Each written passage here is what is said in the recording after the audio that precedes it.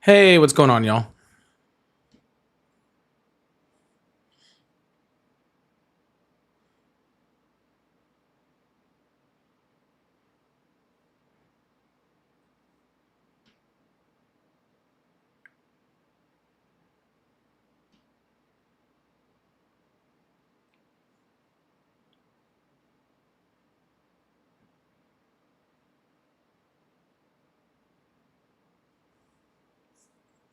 All right, it does look okay over there. Cool, cool. What's going on, everyone?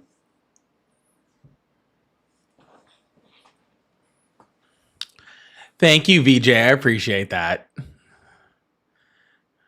What's going on, Mystic, Whiskey, VJ, Luca, Don, Beautiful? I'm the problem. How's everybody doing?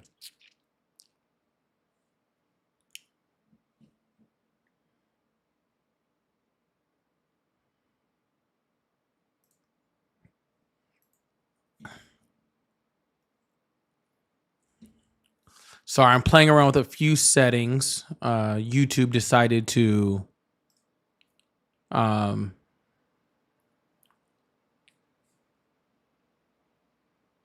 uh, play with everything, make different settings, change stuff, make things difficult for me.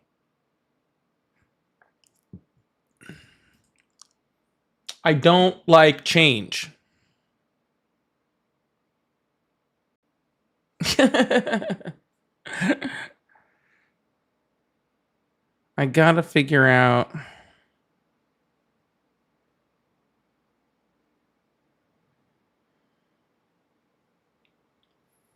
I don't like change.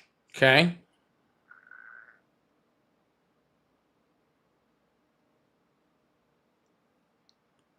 They had to make things difficult for me.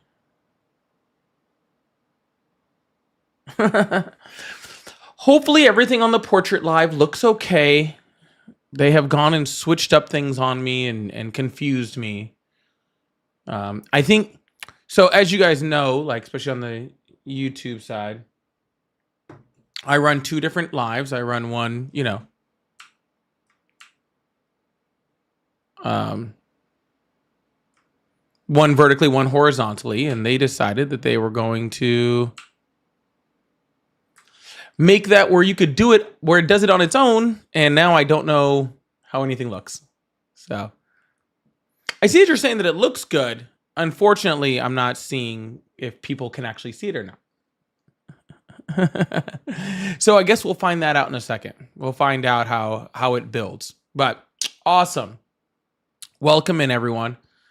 Denzel, thank you so much for asking about my mental health. My mental health is better today. Okay. It was not great yesterday, which is why I needed to take a last second day off.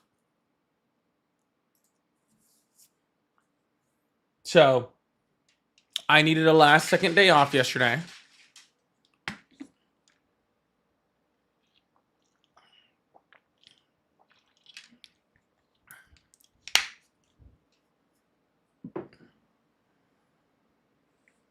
Um, yeah, had a rough day yesterday.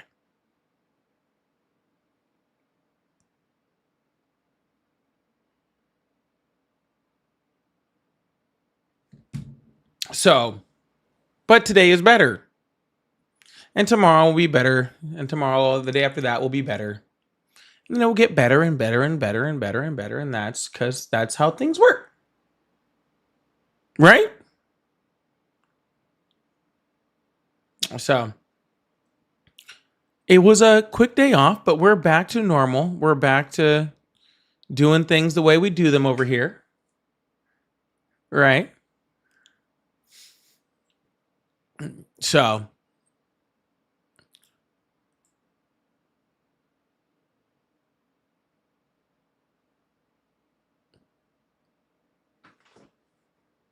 we're just going to keep things moving. Really appreciate you. Come on in, everybody. We're just getting this thing started. We're just getting this thing started, getting this thing moving. I'm not sure if I need to do it. Oh, I can't change it now. Interesting.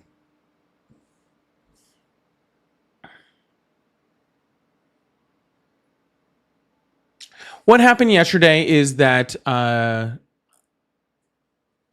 old puppy that lives with my daughter that was 15 years old, we had to put down yesterday. That's what happened yesterday. So, that I'd had her for, we got her about 10 years ago, and she still lived with my daughter. She didn't live with me anymore. Summer's the only one that's here. But she lived with my daughter still, and it was a rough day, But again, she was 15. She lived a very long life for a pup, And but it was she was suffering, and it was time to go. But it didn't help me feel any better. I still had a rough day. You know what I'm saying? Regardless of whether it was, she's no longer suffering, whether it was the right thing. None of that changes that I still had a really rough day and had a hard time dealing with it. And so I needed the day off. Ari was nice enough to take the day off also. So sorry I stole her from y'all yesterday too, if you guys are watching her live. So yeah, that's why my day was rough yesterday. That's why I had to cancel the live so I could deal with my own stuff yesterday. And that's why we're back today. And that's why we're back today. So I hope everybody understands why I took the day off.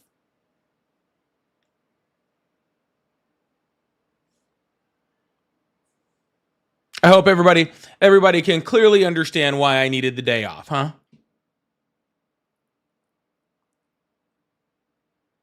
So, I don't owe you guys anything kind of explanation. I'm letting you guys know. Okay, remember, I am a human being. Okay, just like everyone else who has bad days and has rough things that they have to go through like that, And so when those things happen, I'll come and tell you guys about it. As long as it's something I can tell you guys about, I'll tell you about it. That's why I missed yesterday, and that's why we're back today. Okay, because it is always hard losing one of our pups. Period. End dot. So now you guys know.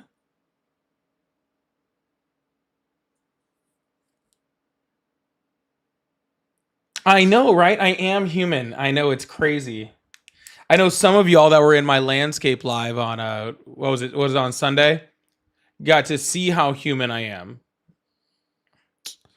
Cause my software glitched out, which I need to update my software. I forgot to do it today.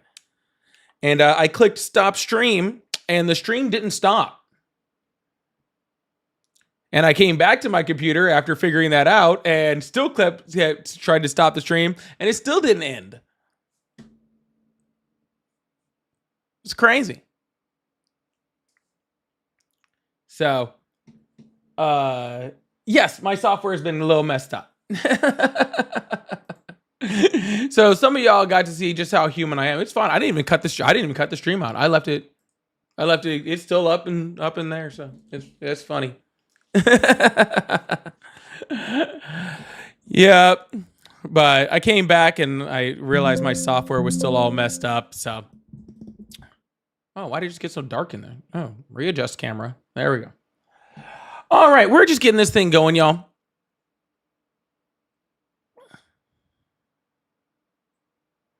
We're just getting this thing going. We're about to start taking some callers, start having some fun. I'm waiting to make sure that this live over here is actually working correctly. Because again, one of my lives on here is they decided to do some extra stuff with the streaming say. So I'm trying to make sure it's loading correctly and everything is going well in it, because I can't switch it.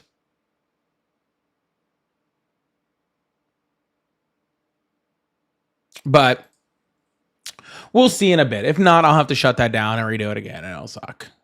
It'll suck. But thank you guys so much for being here. As you guys are coming in, as always, please come on in, say something in the chat. It's insane. say hi to everybody. You know, do your thing over there. I really appreciate y'all. Thank you so much. I'm just trying to make sure that this live is getting pushed out to the people because I'm not sure that it is. CJ, thank you so much for the $20 super chat starting out the live. Says, sorry for your loss. Have a drink on me. I will take that retroactively because I had a whole bunch of them yesterday. That is what I was doing when I was not here. Was having a whole bunch of them. All right. I that was actually what I made sure that I didn't like get on live or whatever. So like because I came home and I was like, oh, this is the day. This is the day. CJ, thank you so much. Big dubs in the chat for CJ for that awesome $20 super chat. I really, really appreciate you. Thank you so much. Thank you so much. All right. We're going to open up the phone lines. We're going to open up the guest request box. I want to get into this. All right. I want to get this thing going. Again, CJ, thank you so much. I want to get into this. So let's see if we can get this thing started. Then I can find out if this thing is actually being pushed out or not. I can't do it just, sitting around. Oh, I'm sorry to hear that, Rakeem. I'm really sorry to hear that. Hopefully things are better. Y'all, if you support Trump and you guys would like to come in the live and hang out and have a conversation with me, multiple ways you can do it, through the guest request box and the one that allows that. Also, phone lines are open. Must be 18 or older, of course. But besides that, welcome in and thank you so much. All right. I really appreciate you guys. Thank you so much.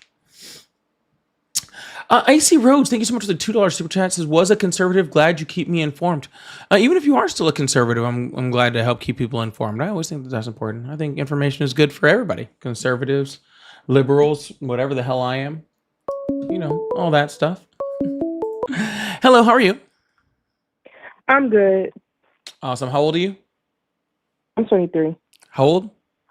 23. 23? Yeah. Awesome. Do you support Trump? No, could I just have like 3 seconds or something? I'm a supporter of yours. Go on. Okay.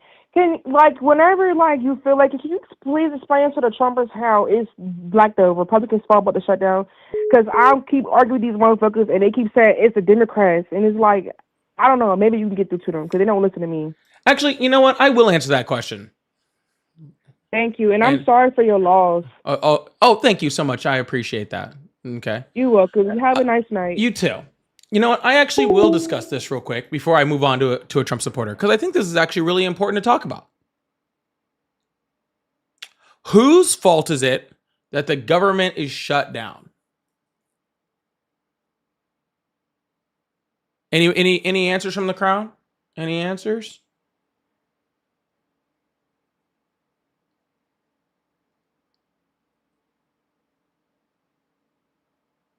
See, I'm seeing a lot of Republicans in here. I'm seeing both parties. I'm seeing GOP. I'm seeing Trump. I'm going to give you an answer you might not like very much.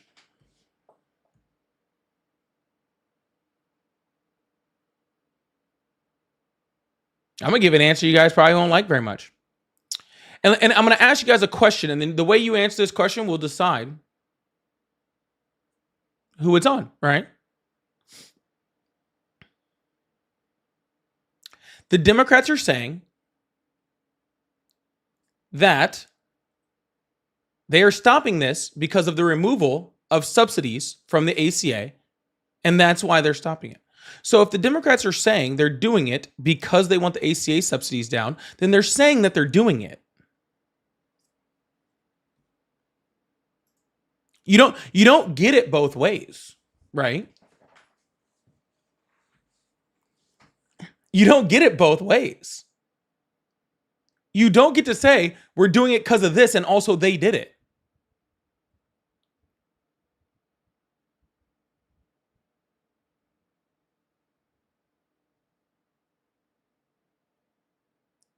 The Democrats are taking a stand, okay, against horrific government Republican policies that are going to rip healthcare away from Americans. But in order to say we are taking a stand, we have to say we're the ones taking the stand. We can't say we're the ones taking the stand and they're the ones who shut down the government. That doesn't make any sense.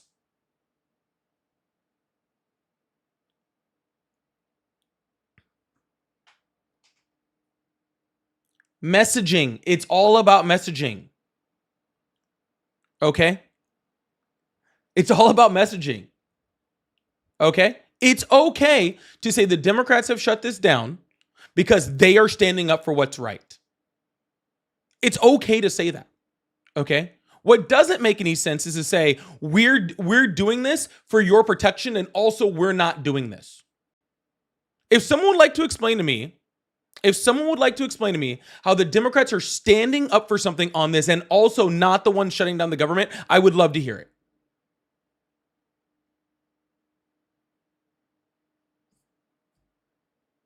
It's for a good reason. It's okay.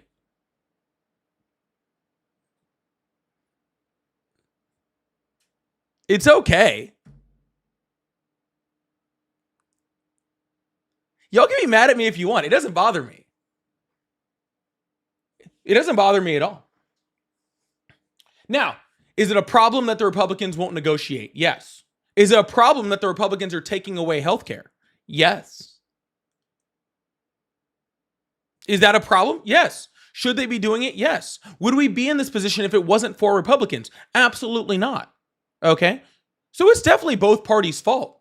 Okay? But if the Democrats are going to say they're standing on business, then you have to say they're standing on business. If the Democrats are saying they're doing it because they're standing on business, then they have to be able to admit they're standing on business. Period. Okay?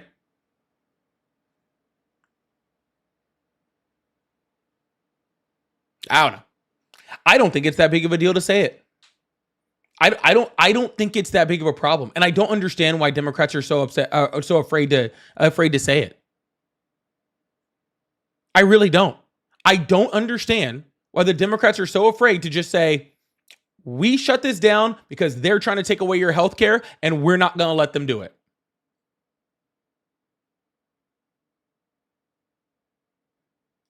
I don't see a problem with that.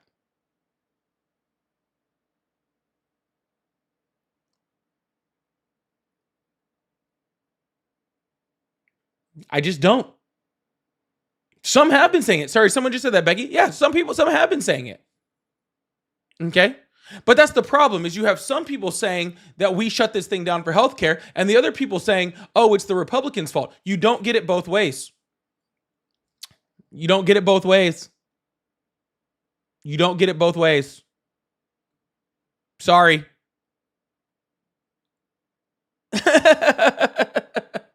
You don't get it both ways. Okay? And to say, "Hey, we're trying to do this for your healthcare," and the Republicans won't even come to the table on it, I think that's a pretty good message for once. For once, I think that's actually a good Democrat message. Anyways, phone lines are back up, and we're going to keep this thing going. But for once, I actually think that's an actual good message. Maybe the Democrats should actually stand on freaking game for once. Maybe they should actually stand up for what's right.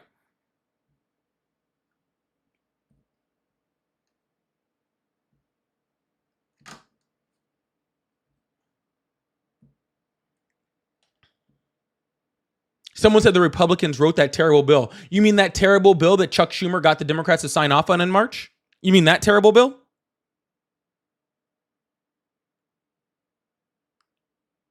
The terrible bill in March that Chuck Schumer got the Democrats to sign off on. That bill? Just out of curiosity. Hello, how are you?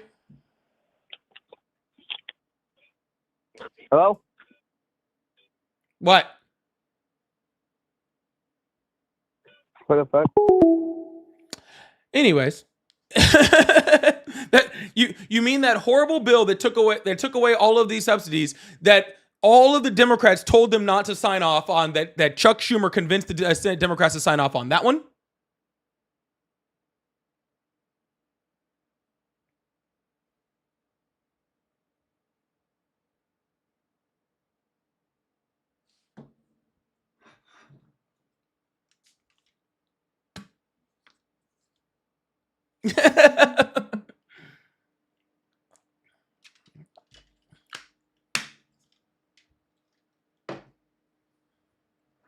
The Democrats' biggest problem is messaging.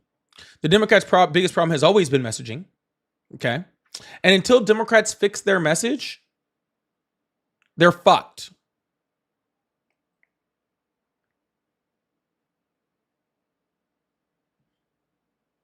Until the Democrats fix their messaging, they're fucked.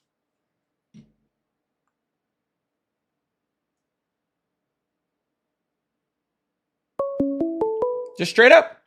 Hello, how are you? Good. How you doing? I'm great. How old are you? 39. Awesome. Do you still support Trump? Yes, I do. Awesome. So what's up? Well, this is all my personal opinion. I have resentment for the left. I don't care about that. I asked you why you still support Trump. Well, I like what Trump's doing. He sealed the border. He's declared Antifa a T group. He can't do that, actually. He hit Iran, which was the right decision. He's yeah, I like how you're ignoring that. No, he didn't. Go ahead. The president doesn't have the authority to declare a domestic group a terrorist organization. Also, Antifa's not a group. So sedition. It's sedition. Sedition is not domestic terrorism. They're anarchists. Anarchy is also not domestic terrorism. Yeah. You can call them all of those things, but it doesn't change that the president doesn't have the ability to designate a domestic group, a terrorist group. Okay.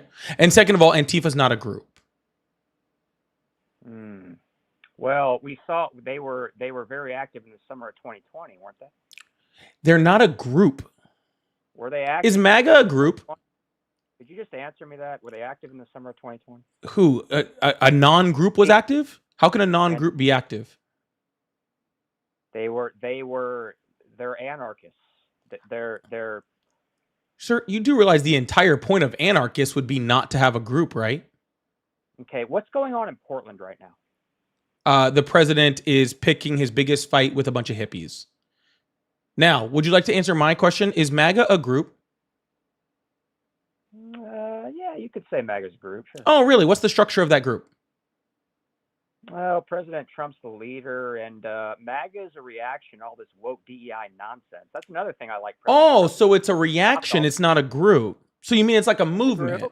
No, it's a group. Yeah, sure. No. In order to be a group, there has to be a structure. So, like, how do I join MAGA?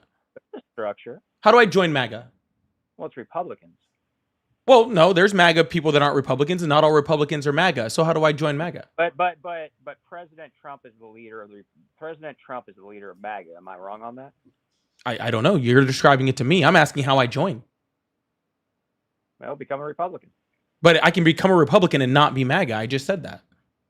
Well, you could say. I mean, it's all under the same umbrella. No, it's not under the same umbrella. There's tons of Republicans, sir. If I can be a Republican without being MAGA, then me joining the Republican Party isn't me becoming MAGA. So how do I join MAGA? I told you, become a Republican. Okay, but if I become a Republican and then start Republicans against Trump, I'm MAGA. Are any Democrats MAGA? Yes. Really? Yes. Who? There's entire groups dedicated to that. What are you talking about? There's entire like Facebook groups and frickin' and followings and frickin' they have meetings and shit of people that are Democrats that are MAGA. Yeah, I've talked to them. I talk to them probably like 5-6 times a week. That's news to me, man. Oh, it really is. And look, again, there's Democrats that are MAGA and there are Republicans that are not MAGA. So how do I join MAGA? How do you join? I told you, you become a Republican. Oh my God, it's like talking to like a wall, huh? Well, like there's just that like you're like, dude, I'm just asking you, sir, listen. No. I don't want to hear. I don't want to hear anything. Okay, listen to me. Okay, listen to me. Go ahead. If I can be a Republican without being MAGA, then joining the Republican Party does not make me MAGA. Okay, but MAGA is right, isn't it? Are there people that are MAGA that are independents? MAGA right? Just answer me that. I've answered all. No, they're wrong. Okay, MAGA is not on the right? Is that yeah, what you're telling sure. So are neo-Nazis. Are neo-Nazis MAGA? So are Uh, libertarians. Libertarians are also on the right. Are libertarians MAGA? There are independents that are on the right. Are independents MAGA? well, why don't we define What's your definition? That's of what I'm MAGA? asking you to do, sir. That's the Okay. entire point of this entire exercise is that, okay? And what I'm trying to show you, okay, which you're just missing completely, is that MAGA is not a group. Okay? You can't join MAGA, okay? MAGA is a political ideology. All right? No, that's true. Yeah. Yeah, exactly. That's exactly how Antifa is, okay? Antifa is not a group.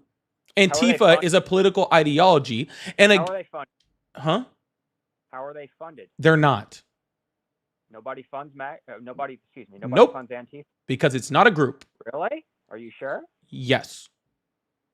No connection to George Soros at all? No. None?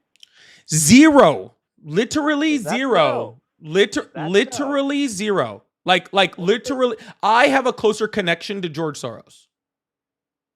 And I've never met the guy. We just Sir, he's live on doing different great. fucking You know, look here. Why don't we try this? All right, okay? yeah, how about we try this? Let's say I want to fund Antifa. Okay, where do I send the check?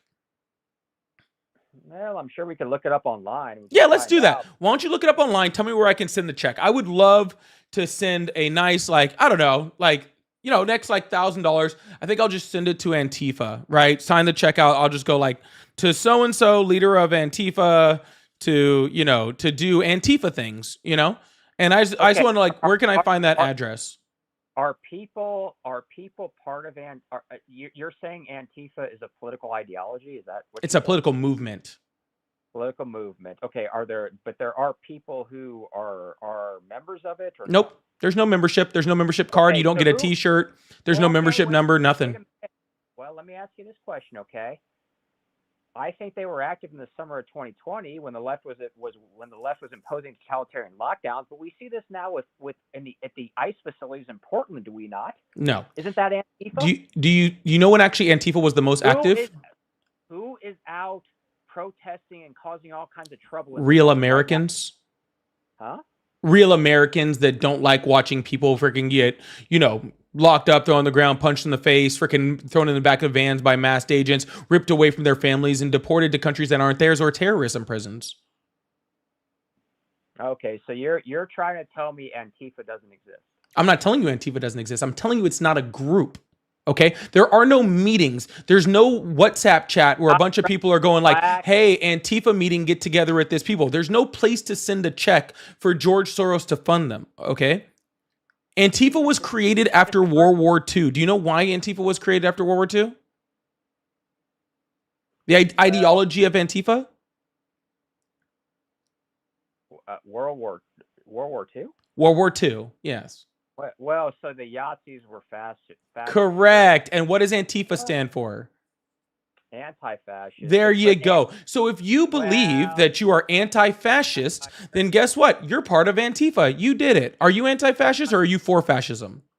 You know that you are misrepresenting. I am not misrepresenting, sir. Unfortunately, it has been so misrepresented by Fox News and other right-wing organizations that you don't even realize that I'm not misrepresenting it whatsoever. Okay? You could literally just say, I'm anti-fascist and I'm Antifa right now. You could say it on this live, and congratulations, you're in the exact same person. You could be Antifa. Congratulations. Because again, there's no leadership. There's no membership number. You don't get a card. You don't get a t-shirt. You don't get anything. Okay? It is just the belief in actively being anti-fascist. I completely disagree with you. This is not up for agreement or disagreement. I'm telling you the facts. You can either choose to ignore the facts, which is what you're doing, okay? Or you can choose to believe the facts, which is what's going on, okay? Because they are the actual facts. This isn't like this isn't up for the debate. This isn't like, do you like vanilla or chocolate ice cream, okay? This is what Antifa is. I'm letting you know, okay? And you can choose to do with that information what you want. All right, look, can we pivot off this? We just disagree. Sir, there is no disagreement. No, okay? There is disagreement. All right. So like I have a piece of toilet paper in my hand. Okay. Mm-hmm. Right. And I'm putting it up on the screen so everyone can see it. Okay. Mm-hmm. This piece of toilet paper is white. Okay? Okay. Yep. It is white. I'm telling you that it's white. You can agree and to disagree if you like. Okay?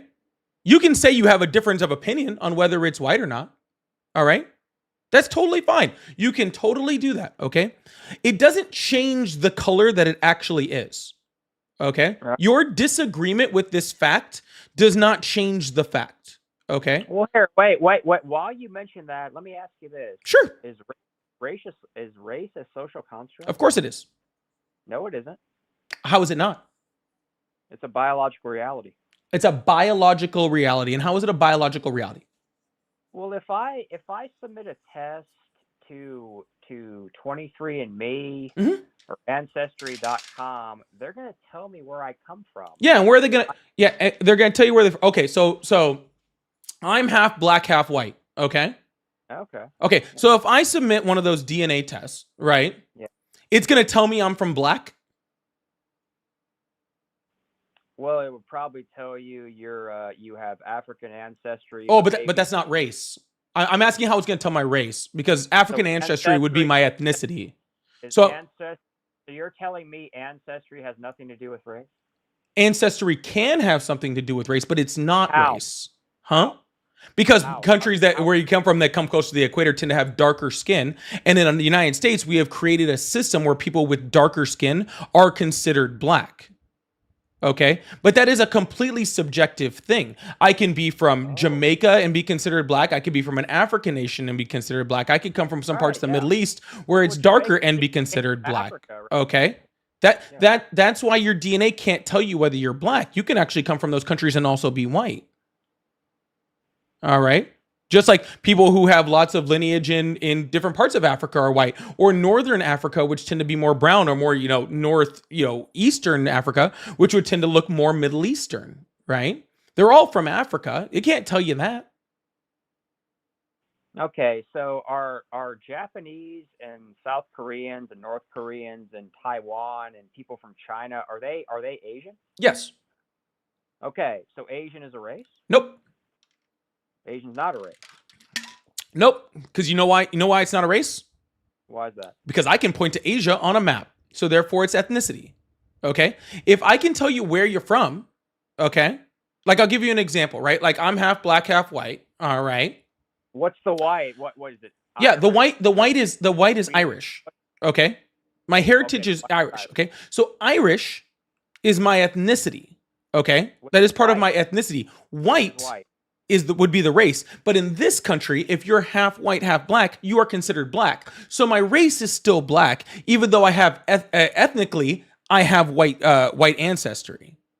But if I go to a form, I am still black. I am still black in this country. Well, you're a mulatto. You're mixed, right? Yeah, mulatto is not a thing, and also super racist. Okay, that's not a Race? thing, and it's not a I race. didn't know Okay, that was race. I didn't know that was race. I'm sorry. When I'm did that sorry. become- I'm sorry.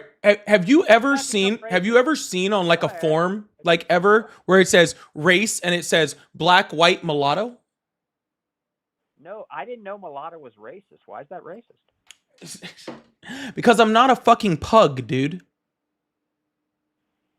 Well, but all that is you have a mix of African and How do you know I'm African? Well, because you said you were half black. So what? What does that have to do with anything? Can I be Well, from? don't- What if it was Jamaican? Well, don't black people come from Africa? Not always. Well, but the people in Jamaica came from Africa, right? Well, some of them. Who did? I could be black and be, from India. I can be black and be actually like some Native American. It is completely and 100% based on my skin tone. Okay? That is what I am saying. It does not matter what my ancestry is. If my skin tone shows that I am dark, then I am black. Okay? Just like the entire argument with Kamala Harris where they said, "Oh, she's not black, she's Indian." No, you can be both. Okay? You can be black and Indian. All right, because your race is based off your skin tone. Indian is based off of your ethnicity. Those are two different things.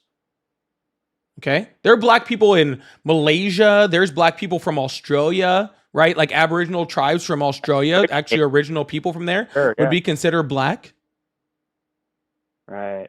Okay. Well, see, this is where I think the disagreement is that I think race is a biological reality and you don't. And look, Right. And again, sir, again, I understand that you believe that, I but then do. we go back to the toilet paper thing about like reality versus what you believe. Okay. Mm. And normally I have the hardest time dealing with this race thing with people who haven't really been outside the United States. All Well, right. let me Because try this. our construct of race doesn't really exist most places Ah, in the world. you know where construct, you know where that comes from? That's postmodernism. That's Derrida. This is part of the reason why you're crazy. Look, postmodernism and the The Frankfurt word School, construct is postmodernism. Let me just say this, okay? the Let word. me talk. Sir, you Let me do talk realize for in 20 most seconds. countries on the planet, they don't have our understanding of race, right? Can you just let me talk for 30 seconds and I'll let you go? Can we do that? Oh, you're going to let me go. Oh, thank you so much. I really appreciate that. Will you go and then you tell me when I can go? Go ahead. No, go ahead. Apparently, you have something so important to say. Okay, postmodernism and the Frankfurt School and Hollywood and MTV has made the left crazy. And I know it's ironic I support Israel. Okay? What the left believes is that Western civilization is an authoritarian patriarchy. It has engineered whiteness out of G-side, colonialism, slavery, and imperialism. But here's the problem. All kinds of other cultures throughout history, such as the Aztecs, the Moors, Genghis Khan, the Persian Empire, the Ottoman Empire, Imperial Japan, have done very similar things. And there are approximately 25 million slaves in the world today, and they're primarily located in India and China and Africa. But the left doesn't care. And why don't they care?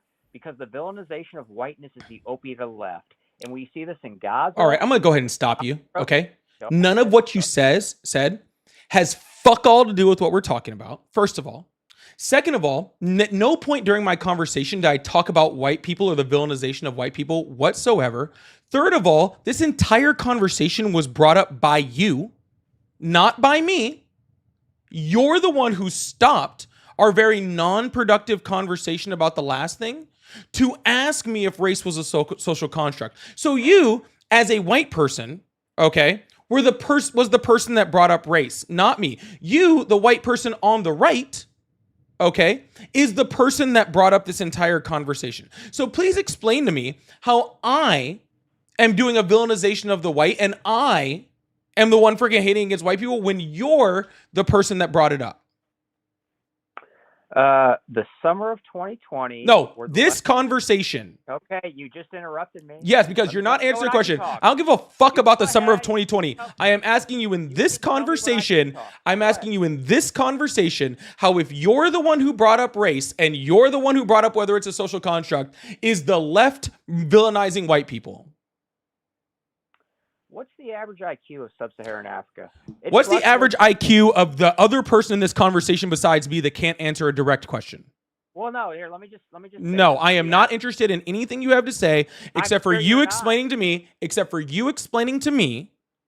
how the left is doing this when you're the one who brought it up. It's a very simple question. It's not a trick question or anything. Okay? Okay. You said the left is doing this thing with race. The left is villainizing white people. But in this conversation, you brought up race. You brought up race being a social construct. I did not. And now you're the one saying that I'm wrong and I'm villainizing on the left, even though you're the one who brought it up. So how am I the one villainizing if you're the one brought it up? You don't think the left villainizes white people? All right, this guy obviously doesn't have a fucking clue how to have this conversation, whatever. So I'm going to go back to what I was saying when you cut me off to say a whole bunch of gibberish. What I was saying, nope. You had your chance to talk. I asked you 4 times. You chose not to. Now it is time to be quiet. Go ahead. All right, cool. What I was saying was in the majority of the countries across the world, they do not have the same idea and the same construct of race that we have, okay? If I go to Europe, I am American. I am not black, okay? They have a completely different understanding of race. And you're right, there has been different racial constructs throughout our history, all right? But this idea of race in which we live in was created within the United States, and the United States is pretty much, or at least the major company or country that actually deals within this construct of race. If it was a biological thing, okay, if it was a genetic phenotype, okay, that created our race, then every country would understand race equally, and they don't. They understand race in a completely different manner because they have constructed their idea of race around culture. All right, so I'll ask you this question. If it is a biological thing, then how come not every single country that practices biology and modern medicine doesn't believe the same things about race? Uh, because this is postmodernism. This is the Frankfurt School. Postmodernism believes that there is no objective reality. There is no absolute truth. There are infinite interpretations. But really, the core of postmodernism is power. All right. I'm just going to ask this again. Look, you're smart. You're smart. You okay? did a great job of not answering my question in the slightest. I do really appreciate your ability to avoid answering any direct questions. You and Pam Bondi should get together after watching her Senate hearing today. Not answering direct questions must be like a MAGA superpower. Okay, that you guys just have the ability to hear a direct question and to just ignore it for something completely different. Okay, it's like you. Let me- Here's what it feels like. Here's what it feels like. Okay, it feels like, okay, you said is race is a social construct, and your entire idea behind it is, I can't wait to say postmodernism in this. Okay. But see, I didn't ask you about postmodernism. Okay. I asked you the differentiation between the idea of race between multiple countries that all understand. I'll give you an example. In the United States, okay, because of biology, we can understand that eye color is genetic, right? That we can transfer that from parents down to children, eye color and hair color. In Italy, blue eyes from Europe. yeah, in Italy, they also understand that same thing because that's biology. Okay, in Germany, they also understand that exact thing because that's biology. In Japan, they also understand that same thing because that's biology. In China, they all understand that the same thing because it's biology. Because biology is science and is backed by evidence and facts over long periods of data collection, okay? But in Italy, they understand my race to be different than they do in Japan, as they do in Germany, as they do in South Africa. All of those places understand my race differently. So if it is genetic, if it is biology, then how come all of these different countries understand race differently? Well, and if you say postmodernism, I'm hanging up the phone. Okay, so because okay, so I'm not black or Asian, right? Right?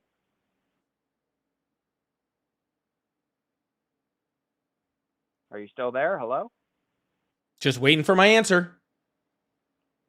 Why do different countries see race differently? If it's biological, yes. Well, because the left is crazy. That's why. Gotcha. So Japan sees race differently because the American left. Gotcha. All right. I was real curious. I was very confused on how this was going to work. I was really wondering where you were going to go with that. Guys, if you're in the United States and you're on the left, you're the reason why Japan sees race differently, okay, than Italy. All right? Just thought I'd let you guys know. This is your fault. All right? All of you damn leftists, and you're forcing Japan to see culturally how race is. Let me know when I can talk. I wish never, but I guess now. Okay. The average IQ of American black people is 85. In sub-Saharan Africa, it fluctuates between the high 50s and low 70s, right? The average IQ of South Korea is about 104. All right? What causes that? What causes that? Are you there? Hello? Hello? Are you there? Yeah, let me ask you a question. When Trump says smart people don't like me, did you take that Answer personal? my question. Could you answer my Did you question? take that What personal, caused- or did you just like shrug that off? what? Okay. What you would you answer my question? But what is your question? I'm not engaging with your incredibly fucking xenophobic, fucking racist ass fucking question. Oh, is If it you have true? if you have Is it something to say, true? sir, if you have it something to true? say, sir, if you have Is something it to say, true? shut Say yes up. or no. Is it Be true? quiet. Time to be quiet, little guy. No, fuck you. What caused? Aw, did he hurt his little feelings? If you tell have me something what- to say, then go ahead and fucking say I it. said But if it. you think I'm What's your engaging answer? with your little fucking question, I'm not. What is your answer? Hello? Hello? Hello? Hello? Hello? Hello, are you there? Hello? Hello? Hello? Is anyone there? Hello? Well, I'm going to hang up now. Hello? Hello? Hello?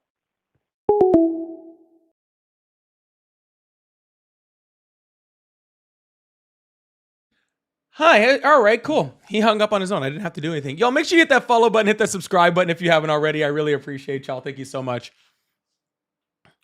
Woo! Man. If I heard that guy say postmodernism one more time, I was going to actually scream. I think I was going to actually scream if he said postmodernism one more fucking time.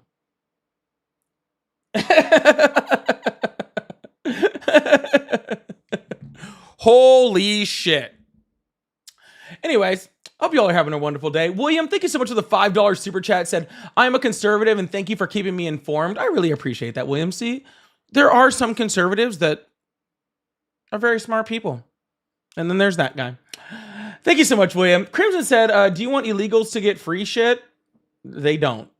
So, I mean, honestly, I kind of wish they would get more. But no, they don't get any. And Alberto, thank you so much for the $5 super chat. Says, you are my hero, Paulie for Presidente. Thank you so much. Big W to the chat for William and Alberto. I really appreciate you all. Thank you so much. We're about to move on to the next caller. Robert, his postmodernism is circular reasoning. Yeah, I don't think he actually knows what postmodernism is. I think he just heard that on a podcast someplace and just decided he was going to repeat it 47 times on my live. I'm pretty sure that's what that was. Y'all, I'm going to move on to the next caller, y'all. If y'all would like to support the live, I do have super chats open. I like to talk about those in between callers, so I really appreciate that. Also, please consider becoming a member or helping me clear out my live gift goal. Those are also great ways to support. I also have my pay links in my bio, Cash App, Venmo, PayPal. They're all at Polypolitics, just like my name. So I really appreciate you guys. Thank you so much. Hello, how are you? Hello. I'm doing well. How about you? I'm doing well. How old are you? I am 26. Awesome. Do you still support Trump? I do. Okay. What's on your mind? Well, first of all, I'd like to say that I do not speak for that last caller. That guy was not intelligent in the slightest. I don't understand what he was saying, and it was complete nonsense. I don't need to defend him, dude. I talk to 3 of him a night. What's on your mind? Sorry. Well, basically, I just support. Let's see. Sorry about that. Just a bit nervous. I do support what he's doing economically and how he's moving forward, trying to lower prices and everything like that. I also support his stances on certain things, such as abortion. What are your thoughts on that? So you really appreciate him raising your prices, raising the unemployment rate, and losing jobs? I don't believe he's raising the unemployment rate at all. He is. We have the highest unemployment rate right now that we've had in 4 years since the shutdown of COVID. That's not true. That is true, and it was reported by Donald Trump's administration. So I don't know why we're arguing this. Like, Donald Trump's administration was the one that sent those numbers out. Okay. See, here's my view. my view on the matter. The unemployment rate has been inflated. The increase in, or the last 4 years, we have seen a drastic increase in illegal immigration, and that because of that, the unemployment rate that has officially dropped, but the homelessness in veterans and everything has run rampant. And Donald Trump literally just cut funding for Veterans Administration and funding for homeless veterans and healthcare for homeless veterans. And he is literally in the current stance of freaking keeping the government shut down, okay, and not negotiating with Democrats at all, which is actually keeping federal workers away from being able to actually help veterans. And he's saying he's not even going to pay them back, even though 1 in 3 veterans, or 1 in 3 people that work for the federal government are actually veterans. And now he just came out today and said that there's a possibility he doesn't even pay back pay for all his furloughed federal workers. And he's talking about firing them now.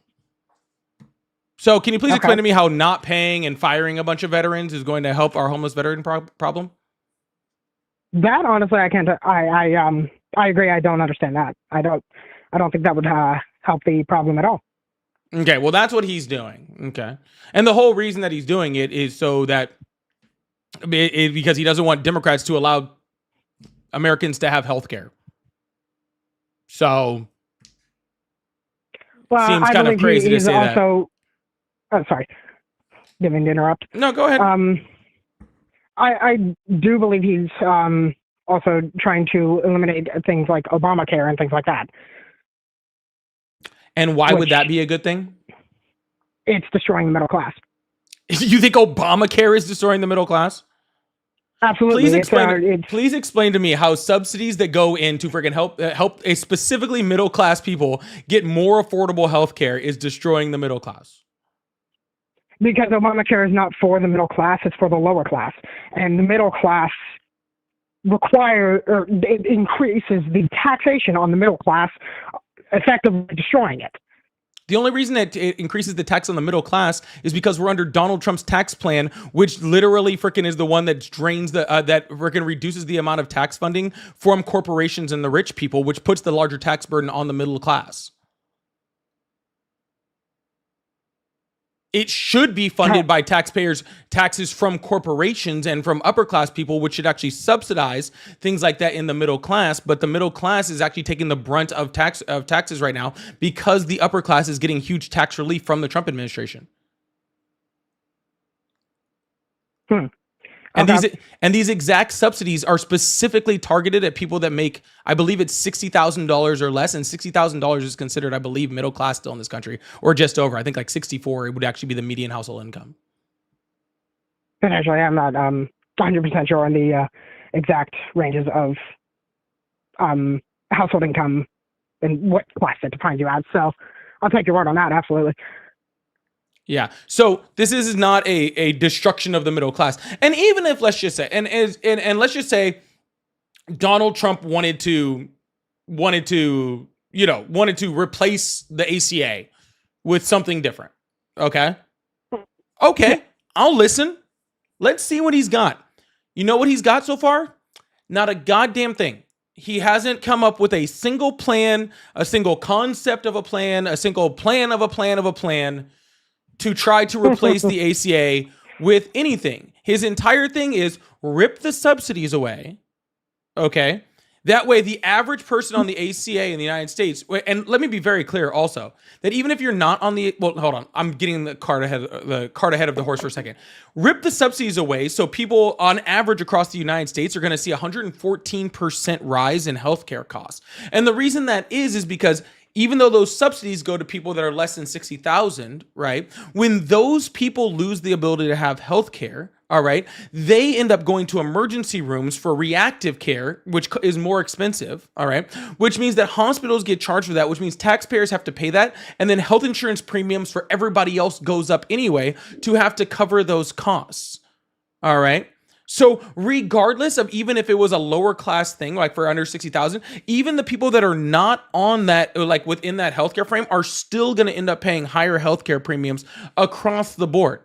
And why is he doing this? He is ripping those healthcare costs away so that he can give another 8% tax cut to corporations so that Amazon doesn't have to pay as much. Okay. Just out of curiosity's sake, what do you? I know you're not like, I don't know exactly what you do, but I'm sure you're not like detailed economics. But if you have an idea, what would your suggestion be if you have one? Just out of curiosity's sake. Yeah, the exact opposite of what Donald Trump is doing. The exact policies that have been proven to work over the last fucking forever in the United States. Anytime we've actually had a good economy, it's worked the exact same way. We raise the corporate tax rate to a logical spot in which corporations are paying their fair share, which then subsidizes the middle and lower classes in order to put more money in their pockets so that they have money to spend. And when they have money to spend, it spurs the economy, creating more business, smaller business, and more competition, which helps our economy to go further. But unless you were talking about healthcare, which in that case, it's literally universal healthcare, which 32 of 33 industrial countries on this freaking planet have all figured out except for us, which actually would lower our prices of healthcare to where the average taxpayer would pay a third of the amount that they do on healthcare right now. Okay. Now my basic understanding of universal healthcare and the issues that come with that, however, such as let's say Canada, for example, is that their universal healthcare system, or they have a universal healthcare system implemented. However, because of that, their average wait time to get a damn CT scan is like 6 months to a year. Well, that's incorrect. I've lived in a country with universal healthcare. I lived in Italy, to be exact. Okay. And that's not true at all. And any Canadian will tell you that's not true. In most countries that have a universal healthcare system, consider the UK, for example, it just goes based off of need, right? The more urgent that you need care, the quicker that you get it. So if you want just like like an x-ray to, I don't know, just see what the inside of your leg looks like, yeah, it might take you a year or so to get that x-ray. If you need it because you broke your bone, you're going to get it right now. Okay. Yeah. So it seems I had a misunderstanding of that then. Well, thank you for clarifying that then. Yeah, it's the exact same thing that happens when you go to an ER right now, right? You go to an ER, and guess what? If you're dying and going through heart failure, you're going to get seen first, right? You get triaged, right? And you get seen first. If you're in there because you got the sniffles, then you might be in the ER for a while because you're pretty low on the priority list. All right. Yeah, same thing happens with sense. universal healthcare. Okay. I suppose another topic then that I would support, I do personally agree with this, is the destruction of the Department of Education. Now, not the complete abolishment of it. I don't know if that's what his plan is. I don't support that. I should support a essentially tear down and reform of the Department of Education, because I do believe that our current Department of Education has completely failed us. That was a big reason why I supported Trump. How has it failed us? So we are on a drastic decline. We are ranked, I forget the exact number, but it's in like 30th or 40th, I think, percentile of, compared to other nations. Are like the textbooks in public schools are completely outdated. The educational system, the things that we are teaching our students, is just completely nonsensical and unnecessary. We are not teaching them fundamental essentials to living, such as how to do your taxes, how to do your finances, things like that. Universal life skills that are not being taught, and instead random aimless BS is being produced through these public schools, such as Okay. So you don't like our education such system. As gender ideology. I mean, that is gender not ideology an is not being essential. gender ideology is not being taught in a curriculum in a single public school in the United States. Not in public schools. So I don't know what you're talking about on that. But second of all, how does getting rid of the Department of Education help any of this? I'm sorry, didn't exactly mean that, but anyway, sorry to interrupt. Continue. I said, how does getting rid of the Department of Education help any of this? I believe it needs a reform, not complete abolishment. What would you like But- to reform it to? Things that as I said, things that teach essentials, things that students need to learn. Cool. Better Yes, question. STEM, Who mathematics, controls and the things that we curriculum have- of who controls the curriculum of schools? Will that not be the Department of Education? That would be correct. It would not be the Department of Education. What would it be then? That would be individual states' board of educations. There- Curriculum is there is- controlled by individual okay. states, not by the federal That Department of is Education. partially true. That is not There- partially true. when- That is when- 100% true. Okay. There is, whenever a teacher is forming a lesson plan, they have to go through, and there are state standards and then there are national standards. So partially, yes, the state, you are correct with the state controlling the education, but there is national standards that every public school has to adhere to, and every public lesson has, or every lesson has to adhere to. Sir, there is a big difference between the federal government saying, yeah, third grade, your kid should be able to read. Okay. And the state Why is going, this is the literacy of, or the literacy rates of students are drastically declining. yes, sir. That is just factual. But you know where they're declining and where they're not? Inner city schools. No, they're not declining in Massachusetts. They are declining in Louisiana. They're not declining in California. They are declining in Mississippi. Why Yeah. is that? Because states control their individual curriculum, and state testing and standardized testing comes from the state. And certain states, like blue states specifically, generally, of course it gets mixed up at some points, but generally blue states tend to prioritize education, and the red states don't, and so they don't have good education, so their kids don't know how to read. Where did you get these statistics, out of curiosity's sake? I'd like to look into that myself. You'd like to look up the education rates by school? By state? Yeah, just like I'm curious where you not your state in particular, just like all states overall. That's where fine. you I got actually these, just had this statistics map from. up. I'd like to pull it back. Let's see if I can find that map again. I had a really cool I'm map up. honestly not trying to have a math off or anything like that. I'm genuinely No, I was just going to pull it curious up where you for everybody to pull see these, it. But numbers on. there was one with a cool map. I liked it. Oh, yeah. Anyways. Yeah, I mean, you could literally pull this up. Like, she's literally, anyway, Population Review has public school rankings by state, shows Alabama is 50th. Arizona's pretty low. I don't remember what this data is coming from, but you can actually see overall public school ranking with number one. Here, I can put this a little up on the screen. Sorry, I'm not watching your stream. That's for directly. everybody else. It's not for you. Number one being Okay. Massachusetts, New York, New Jersey, Washington, Pennsylvania, Vermont, Minnesota, Connecticut, Virginia, Wisconsin, Wyoming, Maryland are the top. Oh, I guess that was like 12 states. And if you go, this one has Arizona, Alabama, New Mexico, Oklahoma, Idaho, West Virginia, Arkansas, Nevada, Indiana, Louisiana, Florida, and Texas, and Mississippi as the bottom 12, with South Carolina right behind that. And that was 2024. But I've seen data showing, well, first of all, Louisiana much lower. But yeah, you can see it. Like, here's a different one with like Massachusetts, Colorado, and Vermont at the top. Oh, this doesn't even go low enough to reach the states I want to go to. I guess they try to cut it off to try to, I don't know, be nice or something. I don't know. I know New Mexico is always really low. Yeah, this one's a fun one. If you look at the bottom for education here, you have West Virginia, Louisiana, Arkansas, Mississippi, Kentucky, Oklahoma, Nevada, Alabama, Indiana, Tennessee, New Mexico, Alaska. Do you see how most of the ones at the bottom are all red states and most of the ones at the top are all blue states? Yes. Yeah, the reason for that is because blue states prioritize education. Okay.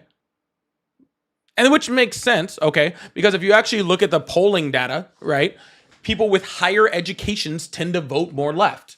People with less education tend to vote more right. All right. So it would make sense that they would prioritize education because the people in the blue states tend to be more educated, so they understand the value of education more. right? But Oklahoma Mm, is like Oklahoma, or I think Mississippi and Oklahoma both did it, who rank like both like bottom like 5 in education. They have this failing education system, and what law are they trying to pass? Oh, let's make sure the 10 commandments are in every class. Right? Not trying to fix their education system. Let's just make sure that they can read enough to, or maybe they don't even need to read the 10 commandments. Maybe we can just put them up on the board and we can tell them what they say, and then people will be able to believe it later. Right? So the Department of Education funds IEPs. They fund schools for disabled kids. They do things like Pell Grants, okay, and they help guide FAFSA, right? They do give certain guidelines for states, again, like, hey, your kid to graduate high school has to know how to read.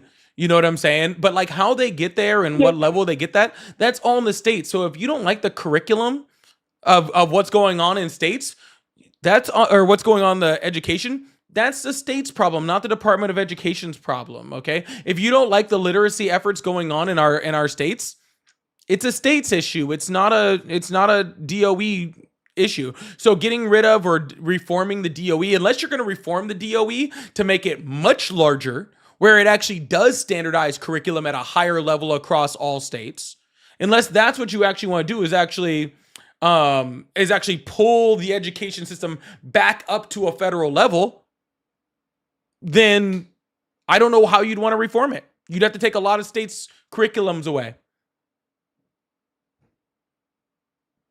okay. Those are all very valid and fair points, honestly. Well, thank you, sir. I appreciate it. Not to take up too much time, of course. Let's see. One thing I do disagree with personally is the value of religion in education. Well, our founding fathers disagree with you. I don't believe so, actually. Our founding fathers were all very much religious, or most of the fact are very much religious. Yeah, they were religious and I very can't, of course, specifically name them off by name, but yeah. if, Religious is okay. They still wrote in the separation of church and state and the freedom of religion in our country. They were very, very clear of that. Okay. yes, I absolutely agree. But the separation of church and state does not mean separation of church from the schools. If the school is ran by the state, it is.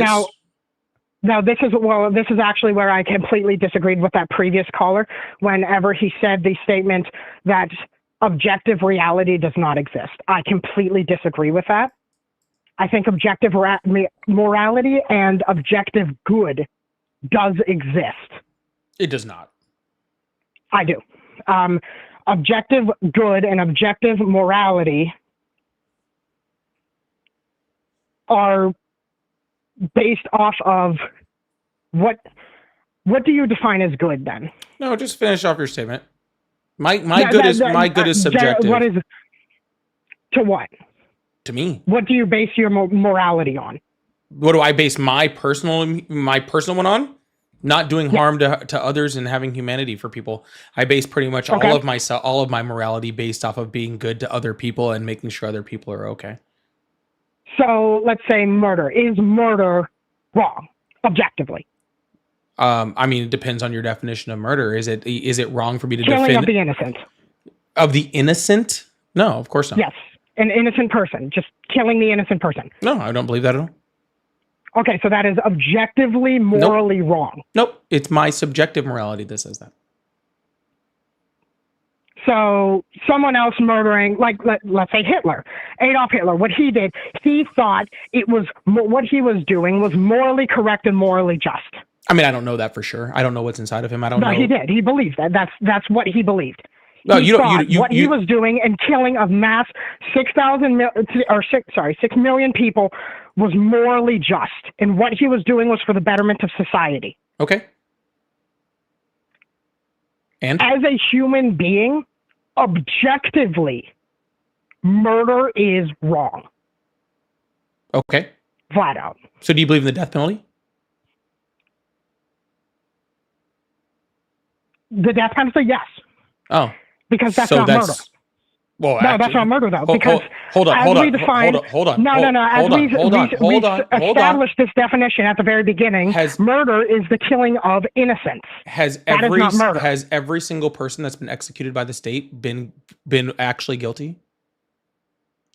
Well, that I'm not sure. I don't have a. Oh no! I mean, I don't know how you could not know this answer, right? There have been tons of exonerations of people who have been executed by the state who actually found out to be innocent later. So therefore, the state and your belief in the death penalty is murdering innocent people on state funds. Okay, yes, and whoever allowed that to go through is wrong and should be put to trial. Yes. What do you mean put to trial? So the jury should be then be murdered for making a mistake? Whoever convicted the man, wrongfully convicted this man and was put to death should be tried for murder. Yes, I agree with that. So we should take every single jury that ever convicted somebody based off the evidence and doing their job, and they convicted somebody completely, accidentally or based off of faulty evidence or based off the way that evidence was presented, right? And we should then kill all of them also. Even though it was what I'm saying in the slightest. Even though it was an accident. That's not what I'm saying in the slightest. You're twisting my words. So I'm not twisting your words. I'm twisting your logic. You are exactly. I'm twisting your logic. I'm making you look at. Twisting and converted. Oh no, sir. I'm not perverting it, sir. I'm showing you how literally the death penalty is legal murder. Okay, that's it's not because they're not innocent. What it is. Well, who decides who's innocent or not? Who decides who's innocent or not? Is someone innocent or guilty based off of what the law says? If they have, we are not talking about semantics here. We are talking about definitive murder. This person killed another. How do I know that definitively? Proof, evidence. Okay. Visual clarification. There was evidence of all those people too. There was evidence for all those people that they did it. Yeah. And they definitively did it. So how do you know they were wrongfully convicted? If there was there's actually a great documentary. If there were clear evidence that they did it, how were they wrongfully convicted? Oh, there's lots of reasons for that. Everything from bad jury pools to corrupt lawyers to just circumstantial evidence of science that we hadn't proven yet. We're talking about clear, viable evidence that they undeniably did it. Okay. See, this is where you're getting into semantics here. Because you're trying to avoid semantics. You're trying to avoid any semantics. You're trying to not talking about the generalization. I am talking about the broad picture of the death penalty. Why are you yelling? I apologize. I'm not trying to yell. There you go. Good job. Calm down there, bud. You are trying to claim. Okay, please don't speak to me like that. I'm not a child. Well, you're yelling and hollering like one. If you stop yelling and hollering like one, I won't treat you like one.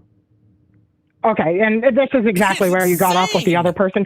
Instead of arguing or debating like an adult, you're sitting here insulting me. Sir, I am sitting here talking calmly like an adult. You're the one yelling. I am trying to have a conversation like an adult. And I apologize, but then you continue to call me a child. Okay. I mean, if your fifis are hurt, then go on and do whatever you gotta do, bro. But if not, I'm going to finish what I was saying. Either way. Okay, fine. Go ahead. All right, awesome. Finish what you were saying. What you're trying to do is paint this exact path, okay, where nothing outside of it, okay, can possibly happen. But see, here's my point on that, is those little things of all of those things that can happen is what makes, okay, morality subjective, right? Right now, we are arguing the morality of the death penalty, okay? Right now, that is exactly what's happening. All right. And I am showing you ways in which the death penalty is wrong. Okay. And you are showing the ways that you believe it is right. Okay. Both of us wholeheartedly believe that morally we are right. Okay. We are literally proving right now by having this conversation that morality is subjective. Because if it was objective, okay, we would not have a disagreement in this conversation whatsoever. That's not necessarily true. People disagree with science all the time. I mean, evident by the fact that flat earthers exist. That's a disagreement on science, okay? That is not a disagreement on morality and subjectivity when it comes to morality. No, because what that proves is that despite objectivity existing, people will still disagree with it. Okay. So what's your point? That objective morality exists. But despite objective morality existing, people will still disagree with it and say that it is subjective. No, morality has just always been subjective. Okay. It has always been has subjective. not been, I can name 20 different instances of right now in the United States, okay, where people think that they are doing something that is morally freaking right, and I believe that it is morally reprehensible. Okay. And we have a complete debate in this United States on which one is which. That's the crazy part, is that we can't agree with it, right? Like, there are people right now in the United States that believe sending migrants to Alligator Alcatraz is morally acceptable because they came here. All right. And they broke the law. But yeah. Yes. And I believe that putting people in inhumane situations is morally reprehensible, regardless of whether you can, but America doesn't. So who's morally right? Who is objectively morally right? I can tell you who's objectively morally right. The people who disdain and are appalled at the fact that other human beings are being treated inhumanely. Whether you agree with Alligator Alcatraz or disagree with its existence at all, what is morally objectively true is the fact that there are people like you and I that agree that those people are being treated inhumanely. Whether we both see, and this is where moral objectivity comes to pass, because you and I are on opposite poles. I mean, however, we both agree that those people being treated inhumanely is morally reprehensible. Perfect. So you said at the beginning of this live that you are a Trump supporter who still supports Trump. And I believe that the inhumane treatment of those migrants is morally reprehensible. But you believe that you are morally right for still supporting Trump, even though he is doing the thing that you even believe is objectively moral. Right? So you are still supporting a president, a person who is doing something that you believe is objectively immoral, right? So I am now saying that I believe that you are morally reprehensible, okay? Because you are supporting something that even you believe, okay, is objectively immoral. You are saying that the president of the United States is doing something objectively immoral. No, you just said that the inhumane treatment of those migrants is objectively immoral, and you are still supporting him. So therefore, I believe subjectively that you are an immoral person because you are supporting something that you know is absolutely immoral. Now, here's where we disagree on that matter. Just because I support a president doesn't mean I support absolutely everything he does. That is just like saying people who supported Joe Biden cannot disagree with the fact that the Ukrainian war started or a new war started or whatever. Just because you voted for a president doesn't mean you have to agree with absolutely 100% everything. Joe Biden did not do anything in my book that was morally reprehensible. And if he did, I would be avidly against him. So they do one thing and you are avidly against any presidential candidate. That is morally reprehensible? Absolutely. Okay, so then you wouldn't vote for any single presidential candidate because every single What did Biden do that was politician, what did Biden do that was morally reprehensible? Despite besides having plunging us into a massive inflation, the highest inflation since we've seen. That's financially irresponsible. That's Carter. That's financially irresponsible. That's not morally reprehensible.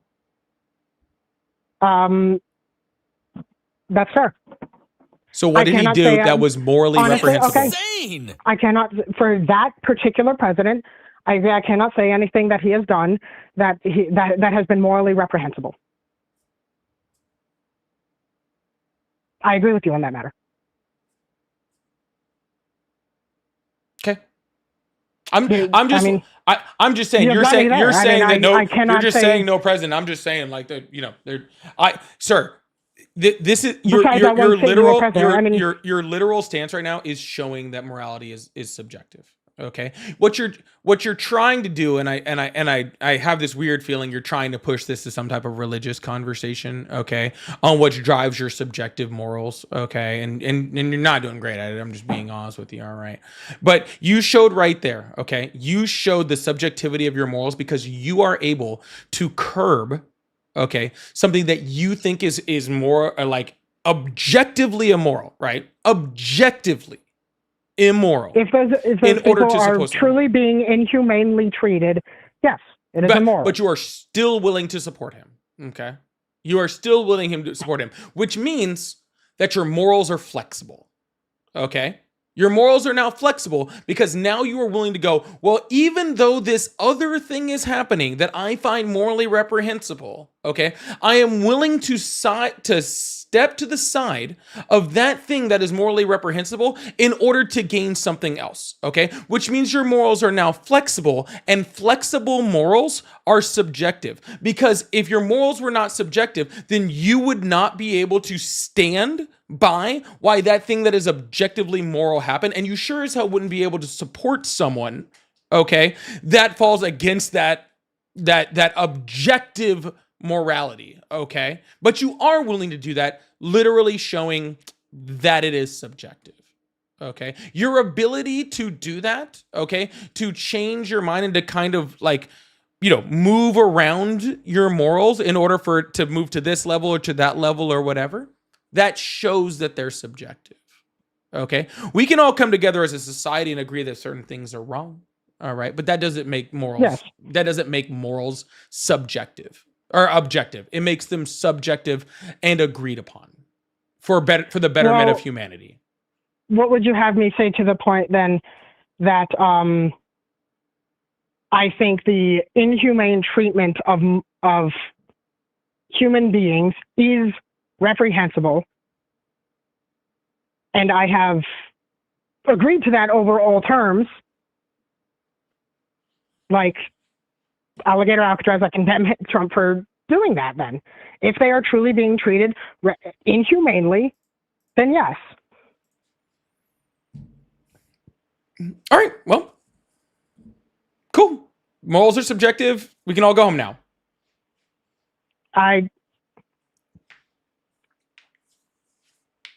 Fair enough. All right. Well, I convinced them, guys. We got there. All right, man. Well, I'm going to move on to the next caller. I hope you have a good one, all right? I hope you do as well, and even if you don't believe, God bless you. All right. Hail Satan. Appreciate you. All right. Guys, see, I needed that day off yesterday. Now I'm in the zone. Y'all, make sure you guys hit that follow button, hit that subscribe button if you haven't already. We do this every day but Fridays, so I really, really appreciate you guys. Thank you so much. Make sure you hit that follow button, hit that subscribe button, turn on those notifications if you haven't already. Really appreciate you guys. Thank you so much. We're going to hit up a few super chats real quick, and then we're going to move on to the next caller, so I really appreciate you. This one says, why are the IQs different? This is actually from an earlier call that we had. Why are IQs different?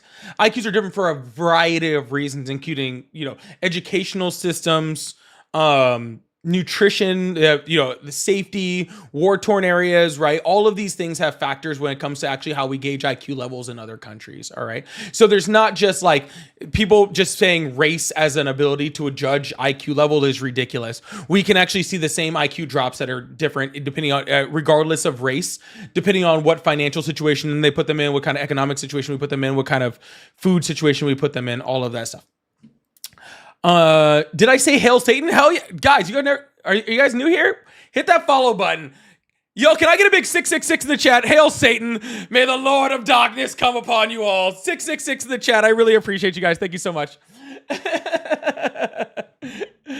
All right. Don said, last caller is an embarrassment. Hello. Thank you so much. I appreciate that. Jeremy said, thank you. You made my day. Thank you so much for that. General, thank you so much for the jewels. Jess Ghost, thank you so much for the jewels. Man Beast, thank you so much for this 50 something. I don't know what the A stands for, but whatever it's 50 of, I really, really appreciate it. Thank you so much. It said, keep doing what you do, keep spreading truth and hopefully teaching people how much they have been misled by the orange buffoon. They have been lied to and taken advantage of. Hopefully they realize that Trump is a criminal liar. Thank you so much, Man Beast. I really, really appreciate that. Big W's in the chat for Man Beast for the huge 50 Australian dollars. Somebody, I knew by the time I got done, someone was going to tell me what that is. For the 50 Australian, I really, really appreciate that. And hell yeah, from Australia, I really, really appreciate you.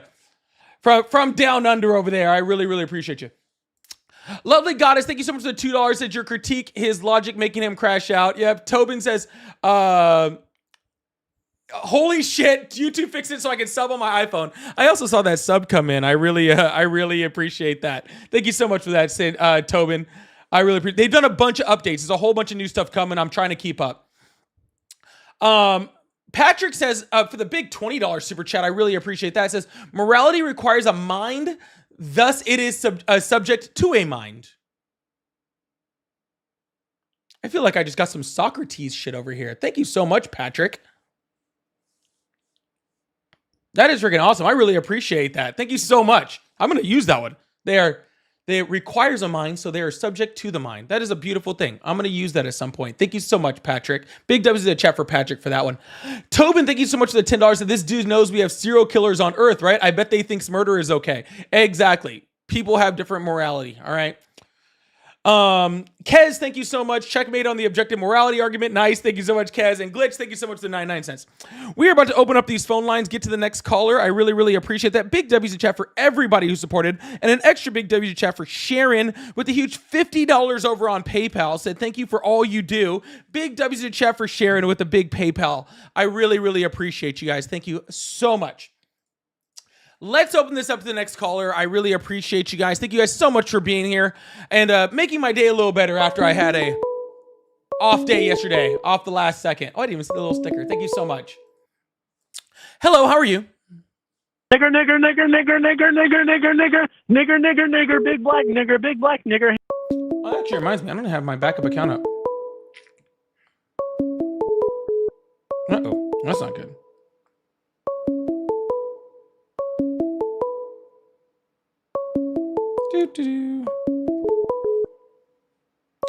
Hello, how are you? Hey, bro, how you doing? I'm doing well. How old are you? Hello? How old are you? I'm 36. Awesome. Hey, I called before. I talked to you once before. Okay. Hung up on me. I hung up on you? Why'd I do that? I'm sure there was a good reason. I don't know. But I just want to add on to what the last caller was talking about. Yeah. Are you a Trump supporter? Yeah. Are you Blaga?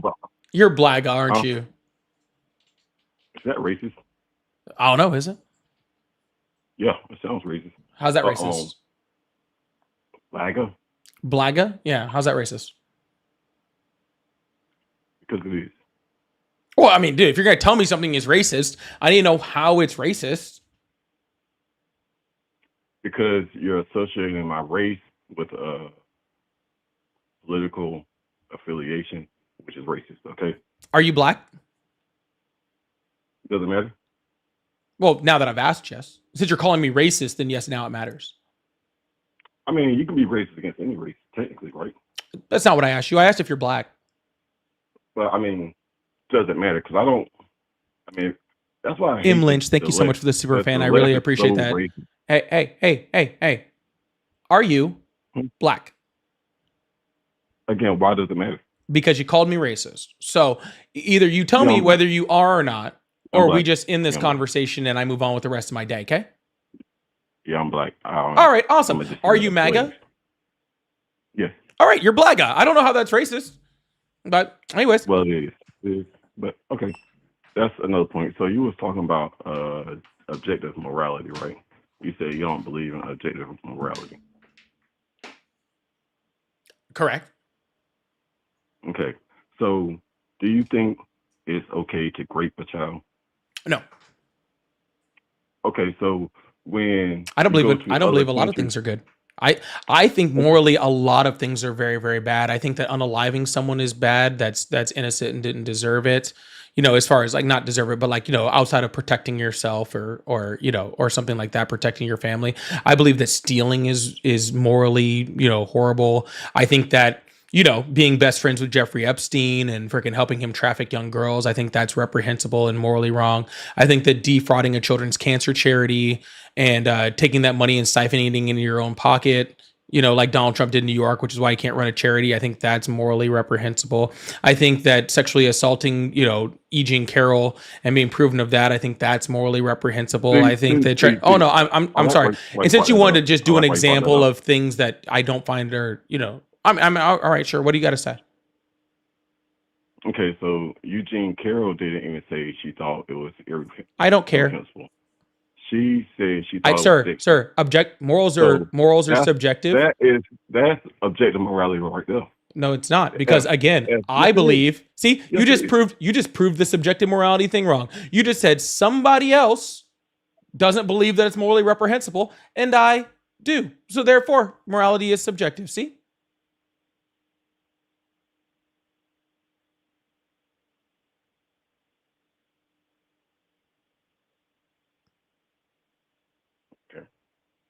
Thank you. I appreciate that. So,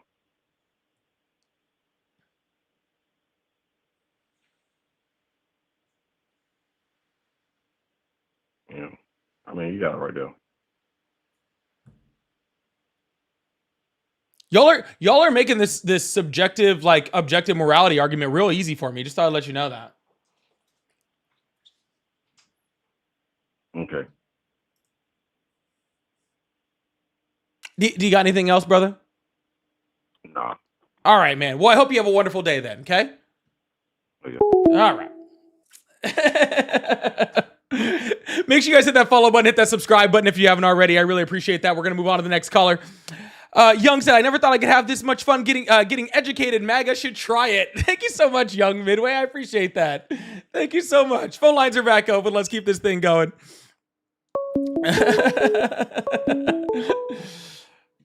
Poor Blaga. It's okay. Hello, how are you? Yo, I'm good. I have a question for you first. I have a question for you first. How old are you? I am 33. Awesome. Hey, M. Lynch, thank you so much for the super fan. I really appreciate that. Awesome. Do you still support Trump? So that's the question. Do I have to be a caller to support Trump? No, but you do have to support Trump to be a caller. Okay, cool. Then I'm going to just give this to somebody else so I can keep laughing at them damn bro. All right, man. Have a good one. We're going to keep this thing going. Please make sure you only call in if you're insane. If you support Trump. I'm only trying to have some conversations over here. I appreciate it. Hello, how are you? Hi, how's it going today? It's going excellent. How old are you? I am 24 years old. Awesome. Do you still support Trump? In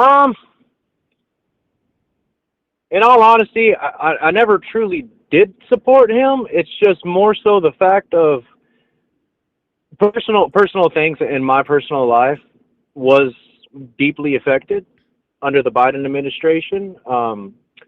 I personally was out on the streets. I did become homeless, and it was very hard for me and my wife to get back up on our feet, but eventually we did. And the main reason why it was so hard was in all honesty just the pandemic, and no president's really to blame for the aftermath of what happened to the economy during the pandemic. But the main reason why I personally voted for Donald Trump isn't because about his morals or anything like that, because that man has no morals. The main reason why I voted for him, and it's hard for me to even say that because in 2020 I forced, not necessarily forced, but I pretty much had my older brother vote for Joe Biden because I genuinely do feel that Trump is morally just a bad person. He is not a true Christian like I am. And as you were saying, yes, morals are subjective. I 100% agree with that. And the main reason was the economy, essentially, because I do see it in my neighborhood. Personally, I do see it's getting better. Now that I have a job, I have, more money, and I'm hoping this year I'm paying less taxes, and that's pretty much the only reason why I voted for him. But I would just like to see I would just like to have a constructive conversation to somebody who is willing to talk, because I'm bored. But I would love to get your view on what's going on in Gaza right now. we're funding a genocide. I agree with that 100%. It is a genocide, and both sides are imprehensible. They're both evil, and they both have committed atrocities. And I personally feel that as soon as the Israeli government and the terrorist organization Hamas is both dissolved, then we can work on true peace in the Middle East. Do you agree with that statement? I feel like we're definitely not going to have any chance of course, peace but until then. Theoretically speaking, though. So the problem is not, well, Hamas is definitely the problem. Israel's government is definitely the problem. They're Yep, both 100%. those are both problems. Okay. The problem is that we are not funding Israel to attack Hamas. We are funding Israel to attack the civilian population. We are literally making boards and stuff to figure out what to do, and Israel is starving out the civilian population of that country, and it's horrific. We're bombing hospitals. They're gunning down people on the way to get food and fresh water. Okay, and it is absolutely horrific that $1 of my tax dollars is going to that. I would much rather see many dollars of my tax dollars go to stop that, from stopping Israel from doing what they're doing. And I really do think it's horrific that it's Absolutely, that it's happening 100% this way. agree. But me personally, I've just seen videos from both sides because I do not like just following the right-wing media and the left-wing media, because those are both, prone to propaganda when you follow just one side. You have to see from both eyes and both, aisles of the spectrum. At the end of the day, the Democratic Party and Republican Party are both different sides of the same coin, essentially. You don't, right? Say that one more time. Sorry, I just have to get this off real quick, and I feel like we're going to agree on more than we disagree on, so I'm probably not going to do long with this conversation.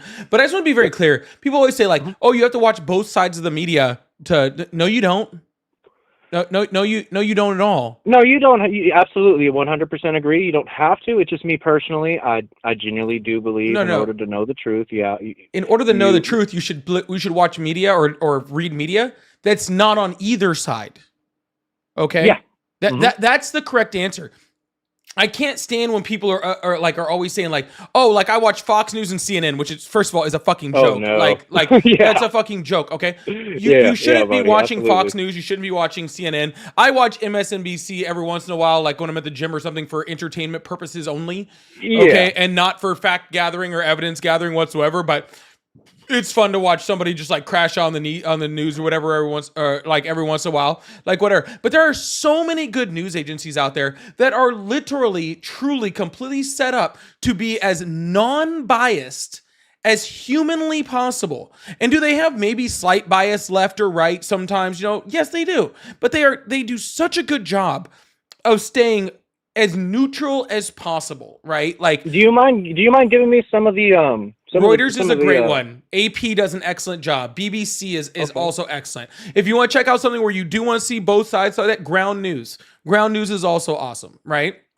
They'll tell you like, hey, this is being reported by the left, this is being reported by the right. Like they'll actually give you like all the data on it. But there's so many ways that you can find news that is not off of either of the sides that you think are trying to push an agenda. Find news that does not push an agenda, or if it does push an agenda, it's a very like slight left or right where you can understand where it's coming from, and the news is doing its best to come from a central. Someone said Midas Touch. Midas Touch is not that. I definitely will check them out. I usually watch BBC when I'm watching a documentary about animals, but I'll definitely have to check out their news department then. But okay, well, I have one last question, and to follow up on that question about you made a statement how they're starving the Gazans, the Palestinians, my bad, of food and water, but and this could just be propaganda. I'm not sure, which is why I like talking to people and I like getting other people's opinions so I can make a constructive opinion myself. But I did see a bunch of videos released from citizen Israelites that are showing videos of like departments where the food's just sitting there, just rotting, and apparently they're stating that the United Nations aren't coming to help, and I just don't understand how that makes sense. But apparently there is food there. It's just they're not doing shit about it. There's a shit ton of food there, and it's all outside the borders because Israel won't let it in. Oh, Jesus, that is horrible. Yep, there is tons of food by tons of private organizations, by UN-backed organizations, by private charities, there is so much food to get in there, and it is literally rotting outside their borders, and Israel will not let them get that food in there. Which Now, makes it even worse. I got one last question, because I know you have plenty of viewers and you have plenty of people who are probably want to have the same kind of argument, well, hopefully a little more productive than the last guy. But what would be your reaction if somehow, some way, the President of the United States of America were able to strike a deal with the Palestinians and the Israelites? Good. Awesome. I love to hear it. Now, I know I just said one last question, but this one's really important. How do you feel about the mass illegal immigration that happened in our country about 3 to 4 years ago? Yeah, there was a lot of people that showed up due to the destabilization after COVID. It was bad. We needed better immigration policy and better laws. Joe Biden tried to get the better policies and laws passed. Republicans blocked them. They had a bill written by Republicans. Donald Trump blocked them. And I wish we could have done more to help the American people. And I wish the Republican Party wasn't such fucking simps that they bended to Donald Trump's will instead of doing what was right for the American people. Well, like 90% of them are all over the age of 60. So that's boomer. Those are the boomers, unfortunately. And we're stuck with them until hopefully the next 20 to 45 years. And then we'll take over. But, we don't have to be. We can just vote them out, right? No, most definitely. It's just I believe, I'm not 100% sure, but I'm pretty sure it's believed 15 to 25% of the American population is over the age of 65 years old. Those people are never going to change their minds. The grandpas that are sitting in front of their television watching Fox News or CNN, they're never going to change their mind. They've been that way since 1980 when Ronald Reagan beat Walter Mondale or when Bill Clinton won in a landslide. Those mindsets will never going to change. And unfortunately, those make up a large demographic of voters, unfortunately, because just not a lot of young people are voting. The problem is that old people don't miss an election and young people miss all of them. That's the problem.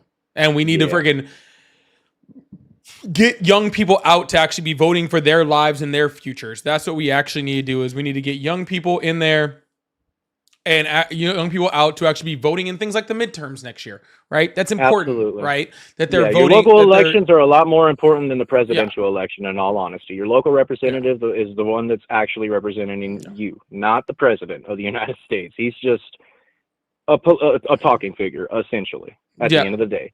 But we have a lot of power within our nation to get rid of these horrible politicians. We just need to do it. But hey, man, I'm going to get off the phone with you. I'm going to move on to the next caller. But I hope you have a wonderful day, all right? You too, and God bless you, and God bless everything that you do. And I hope the next conversation's as constructive as mine. All right, man. Hail Satan. God bless you. Lovely goddess, thank you so much for the $2. Says you broke his heart. I appreciate that. Thank you so much. I broke his brain. Sorry, I said heart. I said heart. I meant brain. Yo, hit that follow button, hit that subscribe button if you haven't already. I appreciate that. Manbeast, big toes to chat for Manbeast, the 20 Australian over here says, I hope you don't get in trouble for that guy that said slurs really sums up the attitude of these MAGA types. Nothing but brain rot trolls. How do you put this? Not every MAGA is racist, but every racist is MAGA. Shameful. That is the fucking truth. Not every MAGA is racist, but every racist is MAGA. That's for fucking damn sure. Big toes to chat for Manbeast. I really appreciate that. And I don't know how to say your name. Doctor. I still hate him because Trump has single-handedly unified the left in such a way that's never been seen before. We're not unified yet. The left is not unified yet.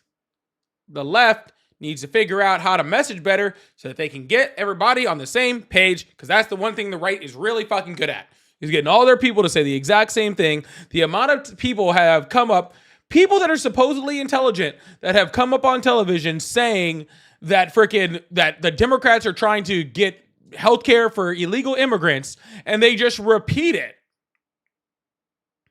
They just repeat it over and over and over. It's just wild. Okay? I guess maybe it's easier to have the same message if you have no conscience. I don't know. But thank you so very much, Doctor. I really, really appreciate that. Y'all, again, if you'd like to support the live, I do have super chats. I like to put them up in between. I'm looking for one more Coral over here on TikTok, so if you'd like to help me out with that. I also do have my pay links in my bio. They're all at Polypolitics, at Polypolitics, Cash App, Venmo, PayPal. And please consider becoming a member. We've had a few new members today. I know Tobin's in there. Lane's a new member. I saw, of course, the new super fan over there with M. Lynch. I appreciate y'all. Thank you so much. Hello, how are you? Hey, how you doing? Hello? Hey, for the record, I'm not MAGA. Nigger, nigger, nigger, nigger, nigger, nigger. Hello, how are you? That was actually kind of funny. That guy was like, I don't know if you heard him say, "I'm not MAGA," and then yelled it.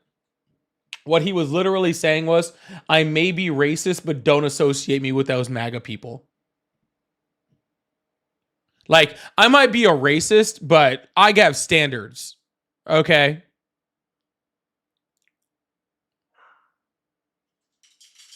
Like...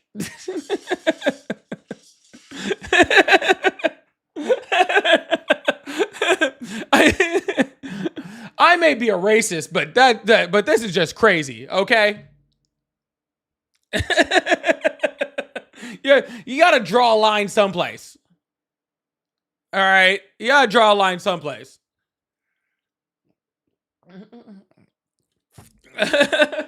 Sorry, it's so stupid. All right, phone lines are open. If you support Trump, we're gonna see if we can get another caller in or two to keep this thing going. At least he has standards, exactly. Oh, see, I had a bunch of callers. I think they might have faded away with that last caller. Hopefully we can get somebody in. I think we'll spark it back up in a second. If there's anybody in the guest request, Carol, thank you so much for that Coral. I really appreciate that. I think that last caller might have slowed the flow a little bit. It does that sometimes. I get when somebody's too calm. Hello, how are you? Hi. So I just want to bring up one point that the last caller had mentioned that you were saying. Hold on. You had said Hold that on. the right Hold ended on. up abolishing the bill. All and why, right. Well, I'm going to mute there's so you many since you're Mexicans not in the country. responding.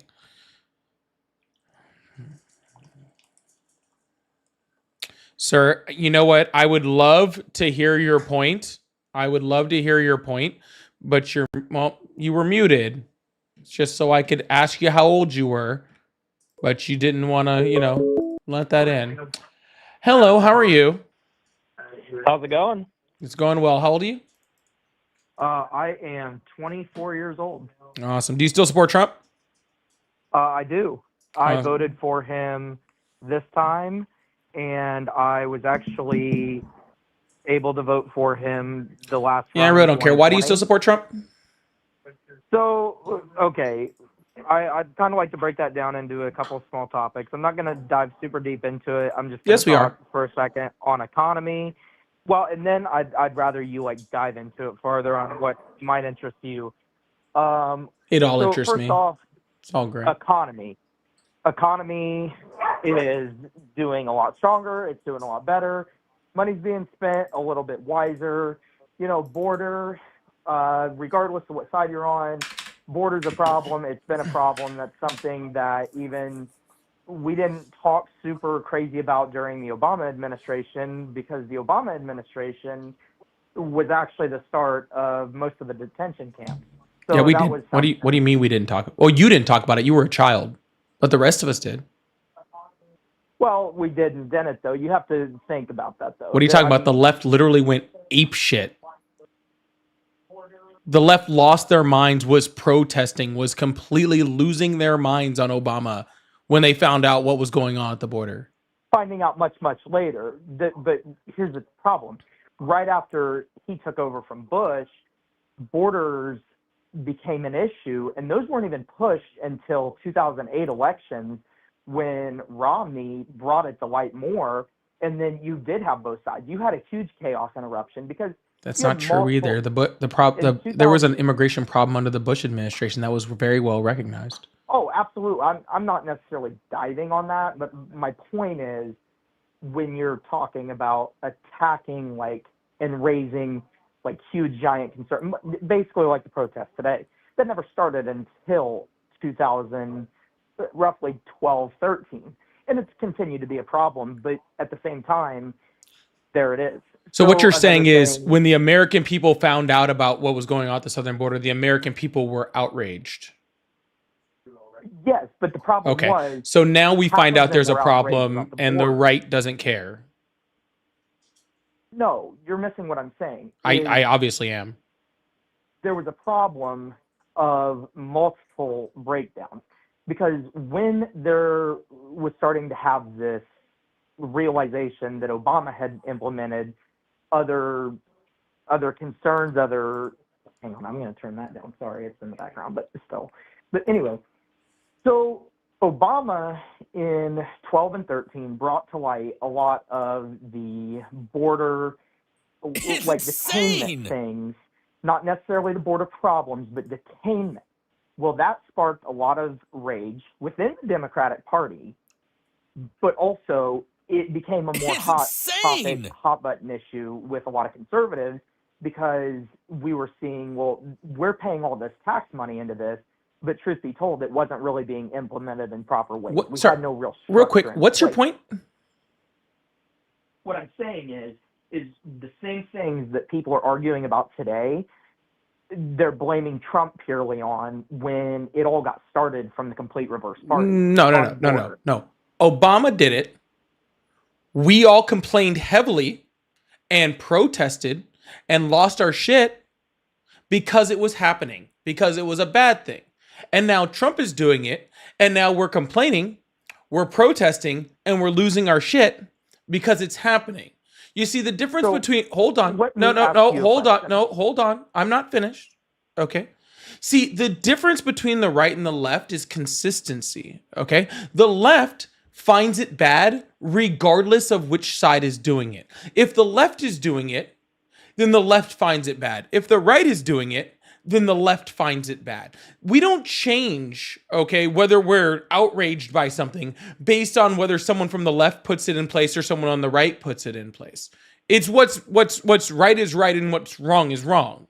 Okay. And again, I know that because you were a lot younger, and I'm not trying to be down about you about that, you just simply were, okay, that you probably don't recognize the absolute fury that was coming out of the left to a point where there actually had to be full policy changes by the Obama administration. The Obama administration had to pretty much redo the entire way they were doing immigration detention because the backlash from the left was so intense that it wasn't handleable and it wasn't sustainable.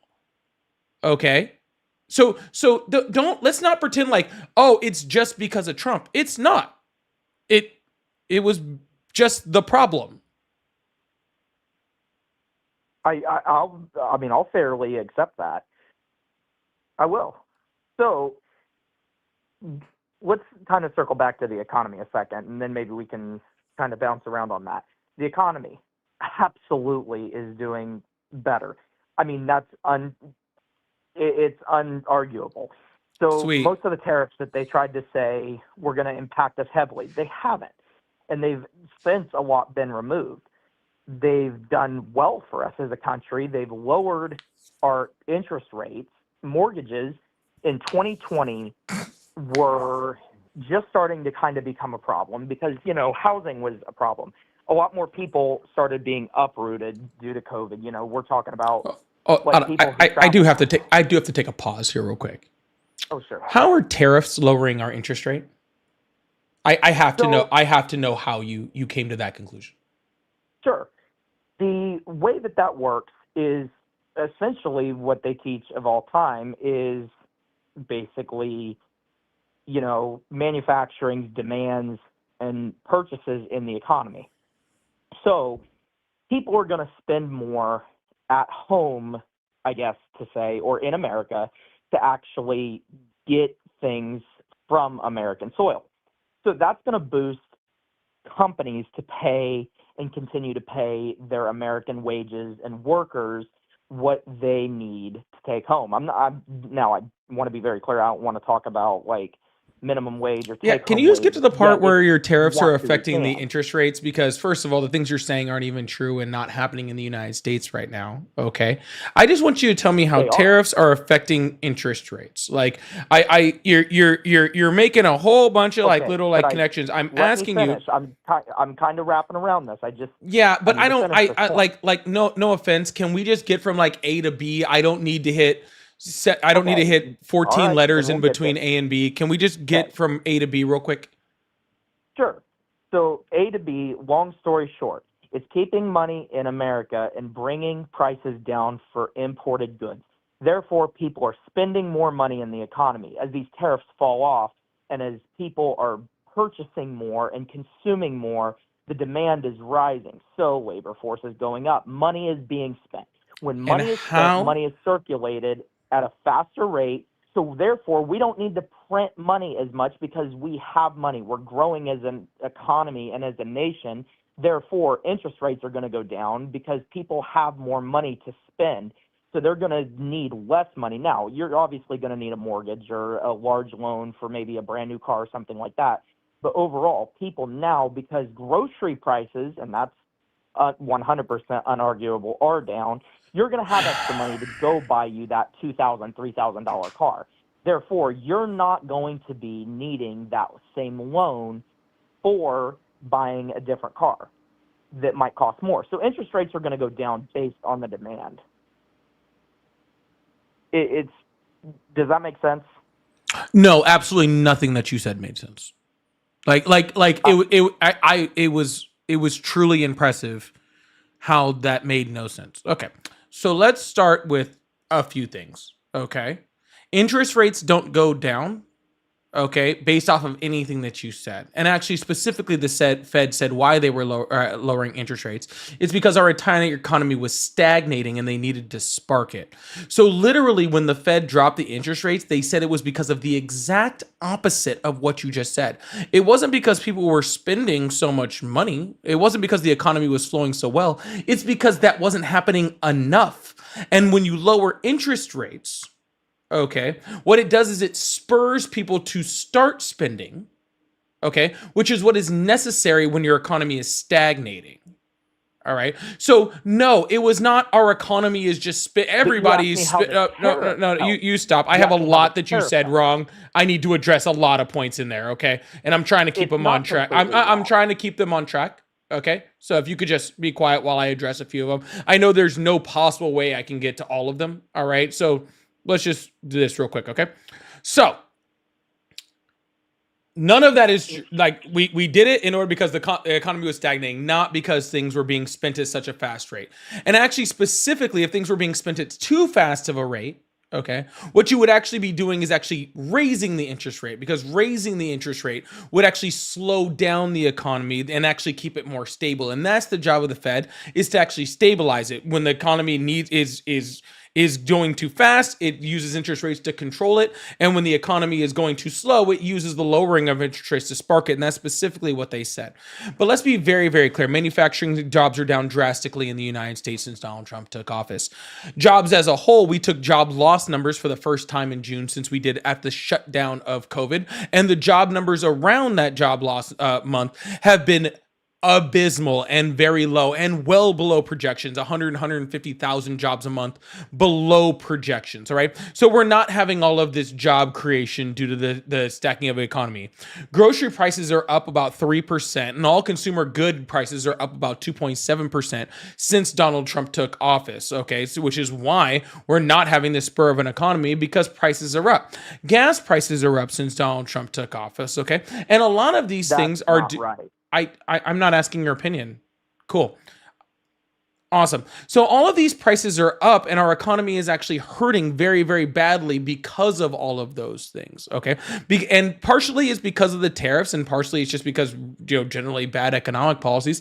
And we haven't even seen the full effect of the tariffs yet. We're going to start seeing the full effects of the economy over the next few months. We've already seen the CFOs of Walmart, of Target, of Amazon, the CEOs, the CFOs, right, that are saying that they are getting to the last part of their ability to maintain prices at the current level based off of tariffs, right? Right now, they're working off of a lot of back stock, and soon, if there's not an adjustment in the tariff costs, we are going to see more of a rise in inflation based off of it. But we're already seeing the inflation rise right now.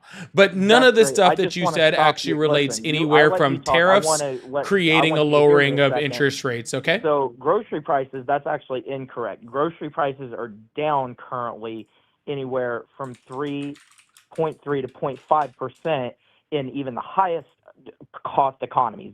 That mentions California, New York, those type of places. Gasoline, you mentioned that is directly down 8.8%. That is down. That is a fact.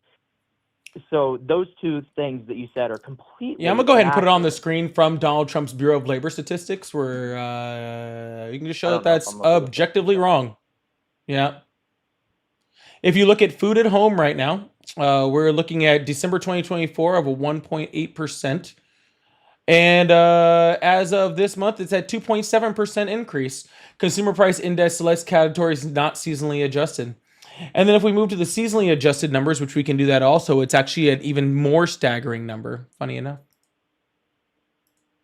So no, grocery prices are up. And this is being reported by Donald Trump's government. So I don't know where you're getting your numbers from. I'm getting my numbers directly from national averages. I'm getting mine from the Bureau of Labor Statistics, who just reported these numbers after Donald Trump fired the Biden so-called employee and put his own person in there. These are the numbers Have you that checked then, the U.S. Energy information yeah, these are the and numbers that AAA?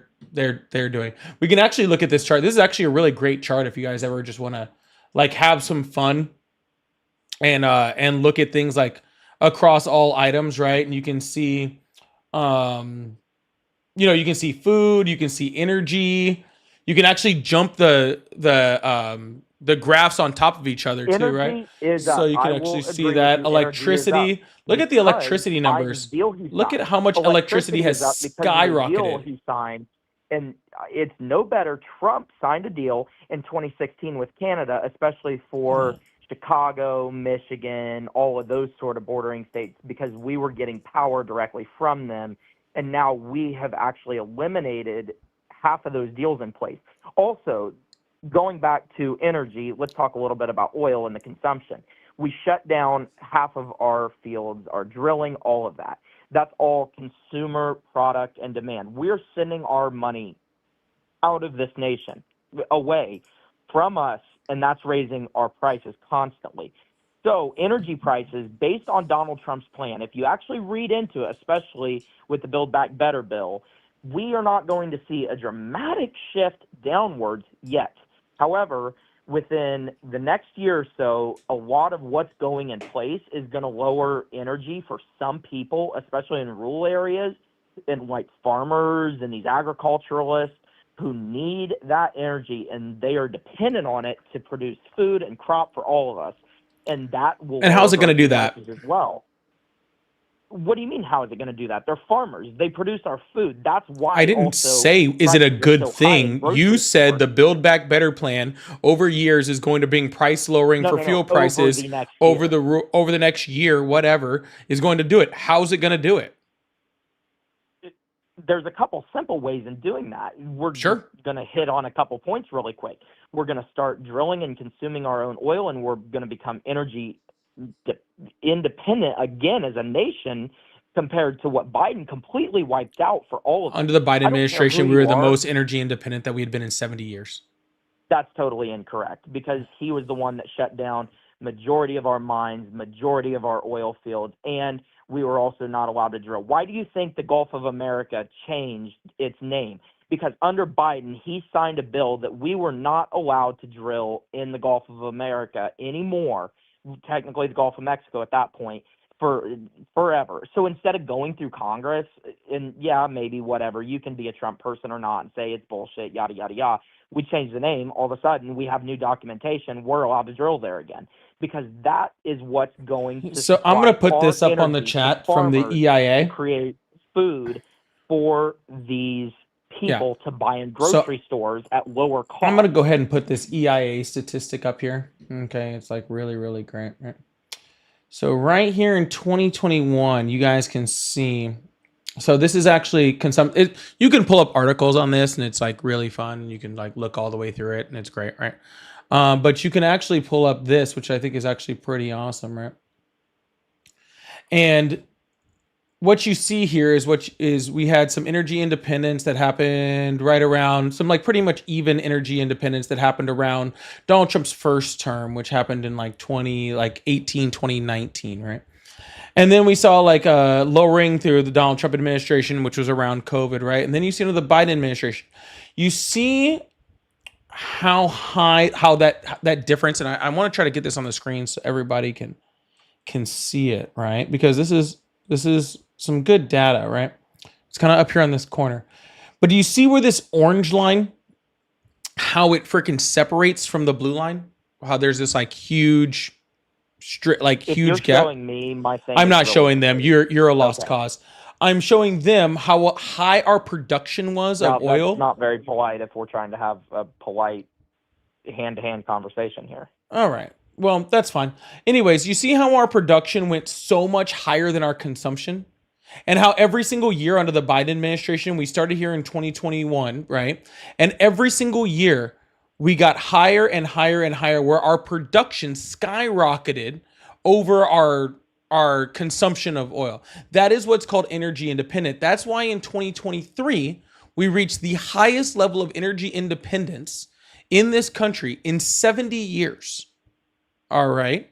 So this whole idea that somehow Donald Trump is going to make us energy independent is a complete joke. All right. Donald Trump or Joe Biden had us at an incredibly high energy independence. Okay. We were consuming so much oil. We were actually able to sell that oil off to other countries, which was actually making the United States money. All right. So I don't know where you're getting your data from whatsoever, but the same data that showed that Donald Trump was energy independent in his first term also shows that Biden was better at it. So I don't know what you're talking about.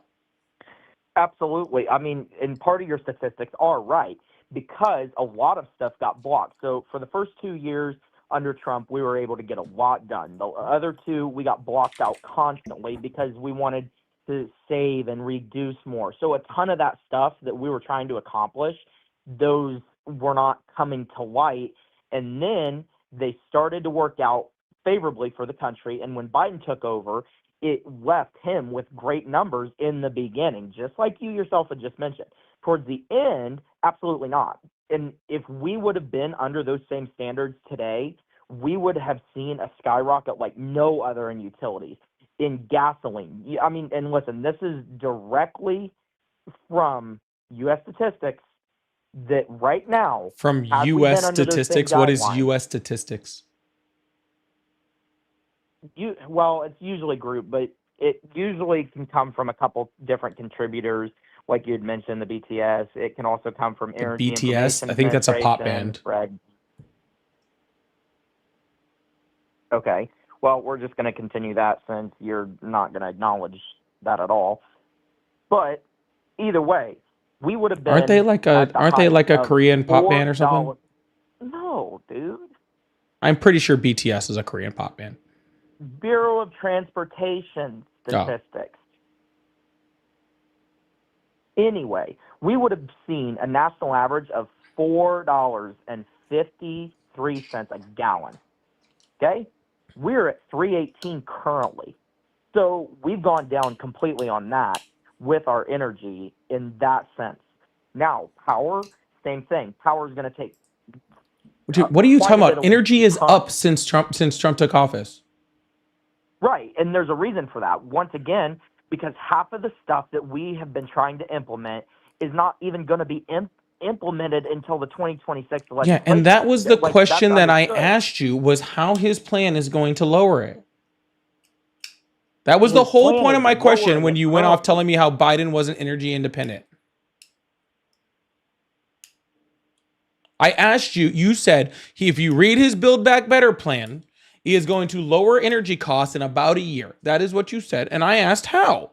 And you went off on something about Biden being non-energy independent. And I want to go back to how his plan's going to fix this later. Because he's already tried to open up new leases for oil companies. Oil companies already told him, yeah, it doesn't make any sense for us to drill anymore whatsoever. Like, we're doing fine. And any more drilling would actually drive the cost of oil so far down that oil companies wouldn't make money.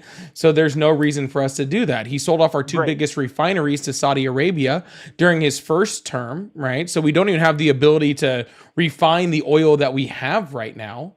So what exactly is he So going to do? during that session, starting off, all of these public lands, we're going to start lowering the royalties on them. In that one beautiful big bill, like, he literally defines all of these lands that we have as taxable land. So right now, we lease those to private companies that will drill and get that oil out of the ground on those lands.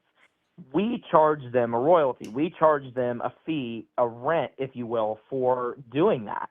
We've lowered those. When Biden hired them by initially what they were at the end, they would have been double. Also, we're going to be starting to cut some of the outside coal and the outside mining, and we're going to start bringing that back here.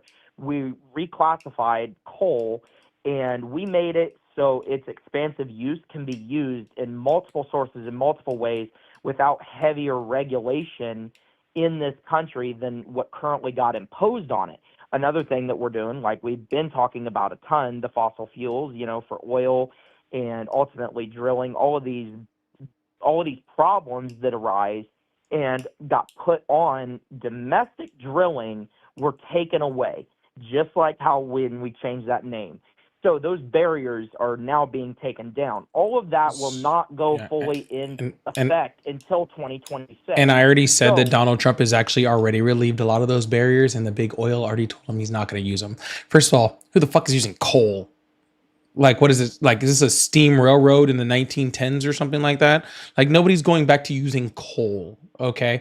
Second of all right, he's already relieved those regulations, and the big oil already told them it doesn't make financial sense in order to drill more.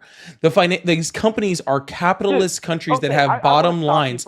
They have no will to just lower oil prices unless there is no reason. There is no reason. 35% of the world. All right. Well, all right. Have your little crash out. I'll just finish my sentence when you're ready, when you're done. Sounds good. Steel production, same thing. Building these buildings, building these warehouses. No, building I these lied. Be factories. quiet. Anyways, what I was saying was, okay, there's already these regulations that have already come through. All right. And the oil company is a capitalistic country capitalistic companies who are not just going to lower oil prices and produce more, which is going to cost the oil companies more money to make less money. They're not going to do it. The only way that oil prices would lower is if there was actually like an increase in the supply for some reason. All right. And right now there is no reason to do that. And really the only reason to actually create that huge supply would be if OPEC started drilling at a higher level, and they don't really have a will to do that either, and I don't know why they would. All right. Okay, so Alaska Northern Slopes project is starting in 2026. They are a part of ConocoPhillips, right? Existing onshore is going to be restarting activity that was directly halted by the Biden administration, and it's going to be picking back up, but activity doesn't start. Didn't till Biden sign off 2026. on like a record number of freaking oil like leases and stuff too while he was president? I think it was like literally a record number of drilling oil leases were released under the Biden administration. Like just a ridiculous amount of federal land was like released under the Biden administration. I don't know what you're talking about. They were exports only because they have to be exports only. Because again, like I told you before, we do not have the ability in this country to refine the oil that we're already producing. All right. Right now, every single gallon of oil that is produced, okay, over the amount that we can refine has to get sent someplace else in order to refine it. All right. So unless we're going to increase the refining capabilities in the United States, it's not going to affect domestic oil production, okay? Because oil drilling has nothing to do. Oil drilling has nothing to do unless we're talking about oil production and the ability to refine in the world. Yes. We refine 18. No, not yes, because that literally contradicts. You just said we don't have the capabilities to refine it, and we're. Is Donald Trump going to take our two largest refineries back from Saudi Arabia? What? He sold off our 2 largest refineries to Saudi Arabia. I'm just wondering if he's going to take it back. You realize, so our import. No, that was just a and question, sir. what they Sir, you have do on realize us that a lot of the oil that went we down in refine, we that. don't refine U.S. oil, right? You do realize that a lot of our refineries refine other countries' oil. We refine Canadian oil. We refine Saudi oil. There's a ton of refining that goes on in this country that At is this not point anything to do with the today, United States oil. 45% of gasoline is refined in the U.S. Mhm. In the U.S. Why is that? If we're not doing something with it, we're supposedly not I refining. just answered things. your question before you even asked it. That's the funny thing. That's what's really funny is I answered your question before you asked it. That you didn't answer it at all. I did though. You have to break that down then more, because you're completely wrong based on that number alone. That statistic Sir, is literally you have. Did you say 45% of the world's oil is refined in this country? Is that like what you just told me? no. See, and you're not hearing my arguments out. I've been listening to you, and that's why. Sir, I'm just able to answer the sit here question. and I wouldn't have correct been asking everything. for clarification No. if I thought I heard it right. Stop whining. 45% of gasoline used in cars, small engines, trucks, In the stuff world. like that. No, in the United States. 45%, Well, yeah, that doesn't surprise me. But If 45% of the have oil a used world in the barrier United in that. States, if 45% of the oil that is refined and used in the United States is used in the United States, then where's the other 55%? that's being traded and exported so we can get a lower cost on our other items coming in. You have to understand that there's other things that we simply cannot do better than some nations. Yeah, I know he said in the such world. as, I know he like, did. kerosene Don't worry and about it. kerosene and jet fuel, that does not come from America hardly at all, unfortunately. So we're going to have to send our product over to them to have it refined, to have it properly handled.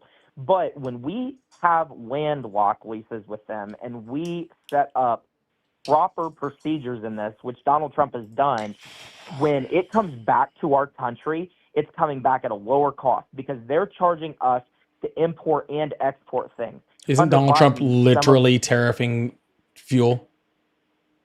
He's literally tariffing oil. What are you talking about? It's coming back at a lower cost.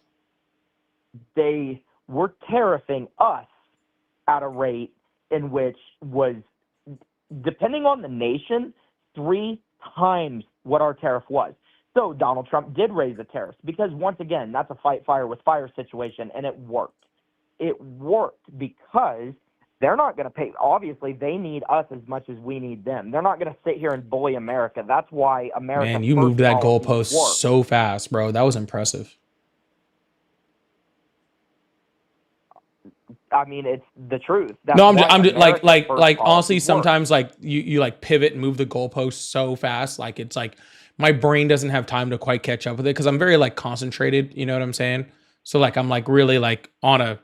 They like you were like, oh, they're bringing in all this stuff, and I was like, it's so much better now, and I'm like, well, they tariffed it. Well, they're tariffing us so that we keep it here, which means that their prices are higher. So literally within one sentence, you told us we're getting oil from other countries that is cheaper, and we're not getting oil from other countries because it's more expensive.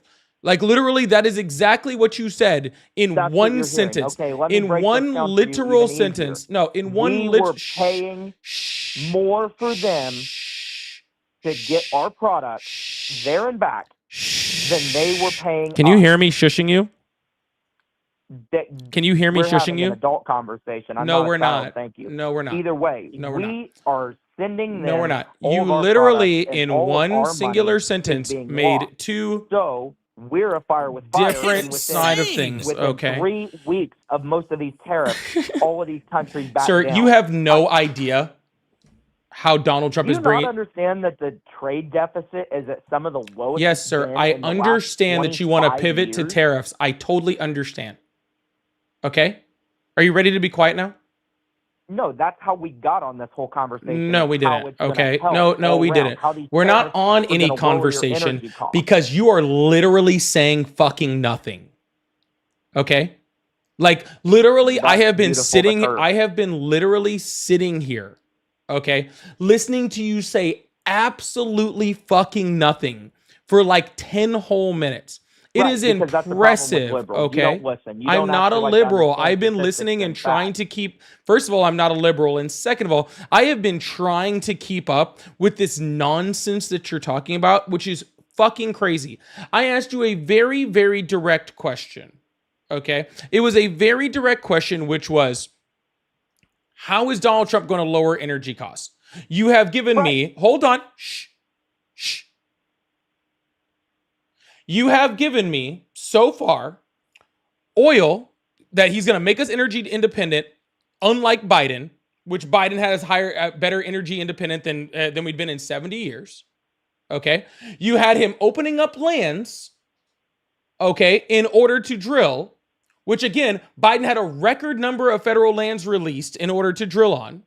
Okay, so again, not true. Okay, you said he's going to be pulling us back to coal.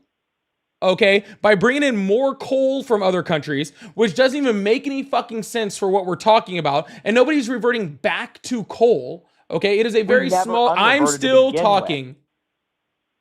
We never. All right, I'll just mute you if you can't be quiet while I finish my statement. All right, because I'm getting really tired of hearing your yapping. Okay, you're literally talking about bringing in coal, which doesn't make any sense, and now you have simultaneously said, okay, that he is bringing in other oil from other countries at a faster rate, okay, and made better deals in order for us to get cheaper oil from other countries, while simultaneously saying that we have tariffed all of those other countries' energy in order to make sure that we can have energy back here.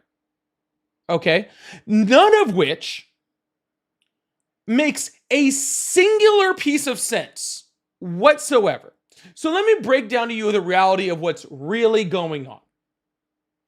Donald Trump said that we are going to drill, baby, drill, okay? Which is a cute little quip, okay? And doesn't really have much to do with shit, okay? When the reality of the situation is that the price of oil per barrel is not decided by the US president, okay? It is decided by supply and demand issues strictly across the entire world. Okay, that is what it is decided by. Gas prices are not a presidential stat. They're not.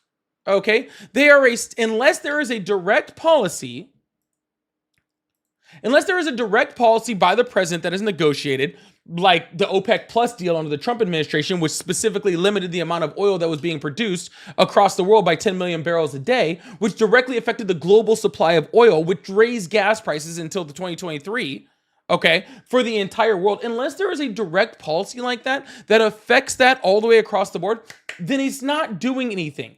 Donald Trump's Build Back Better plan does not lower gas prices. His current big, beautiful bill is raising them, though. Okay, by freaking making it where it is more difficult to get products, which is actually causing a rise in gas prices across the United States. His direct policies are causing this.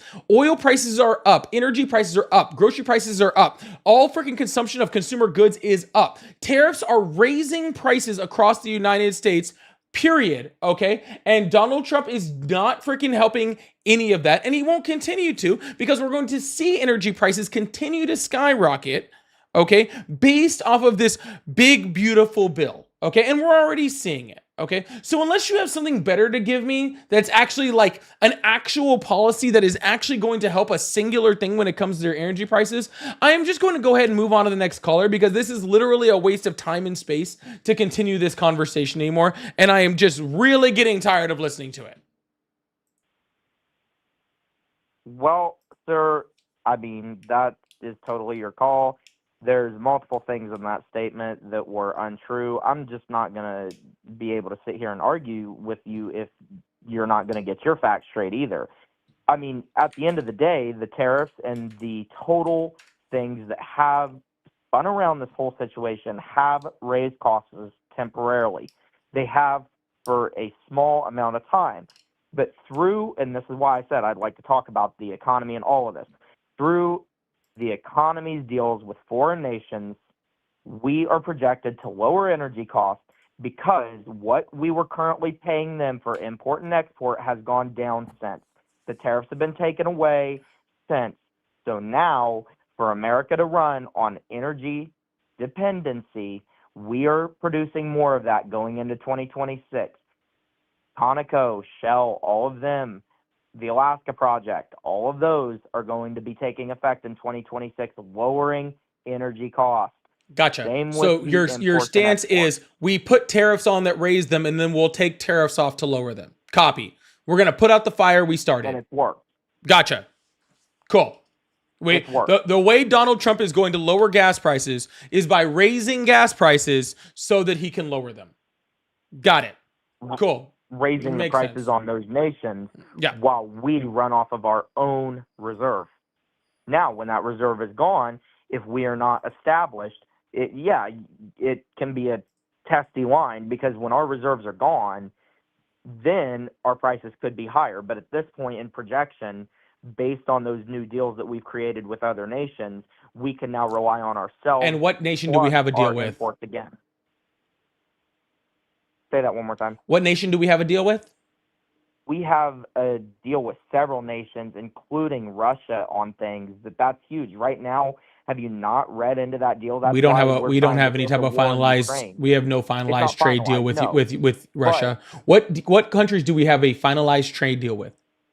Currently, we have one with Saudi Arabia. We Wrong. have one with China that we're working Wrong. out more No. details. currently to Finalized lower them deal. even more. Finalized deal. What countries? Dude, I'm just told you them. Those are you. We do not have a finalized deal with Saudi Arabia. We do not have a finalized deal with Russia. We do not have a finalized deal with China. Those are all incorrect. So what deal do we have a finalized deal with? How is that not correct? We literally just established another deal with multiple of those countries in the last 2 months. No, we have not. Okay. We have not. There has been no finalized deal. There is nothing in paper that says what any of our deals are going to be with any of these countries. There are only two actual signed deals that exist with the United States right now. That is the UK and the EU, neither of which we get a significant amount of energy from. Okay?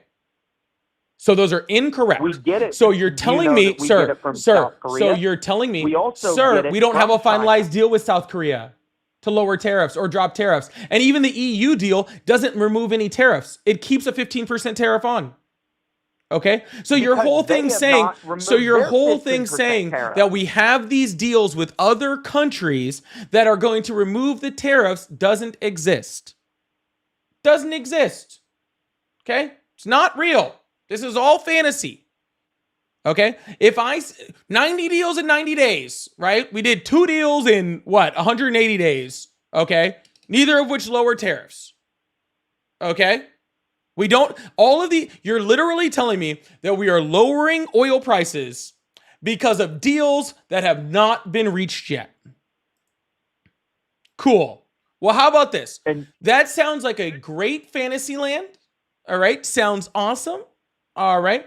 I also hope that we solve world hunger and create world peace based off of deals that we haven't created yet. That sounds amazing. I hope that we get all of those things done and we live in this great, just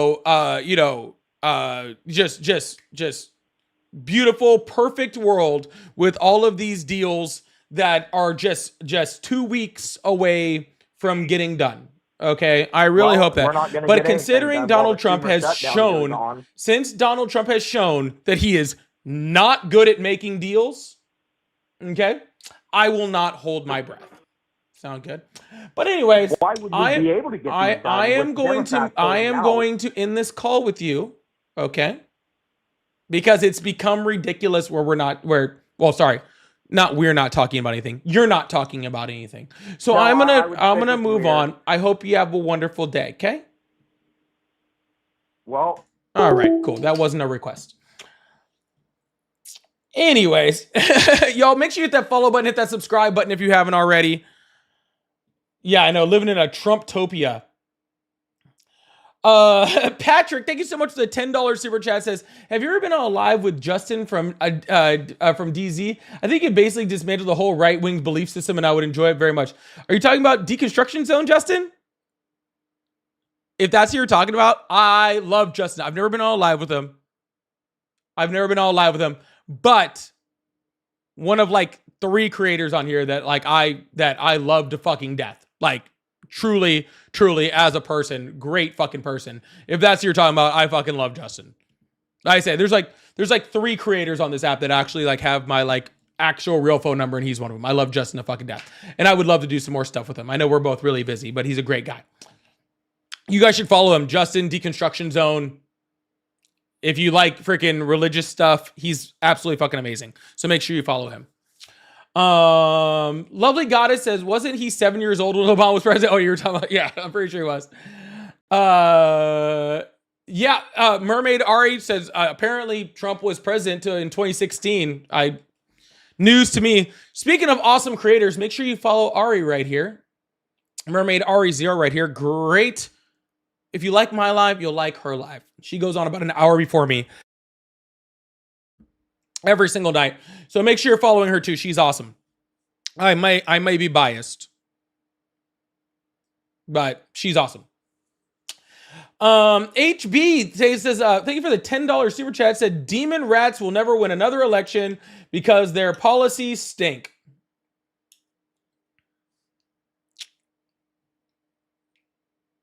Okay, man. Cool. He also says that host is mad and likes men. Look, first of all, there'd be no, I'm not mad. Okay. But honestly, you're paying me money to say I'm mad and I like men? Are you hitting on me?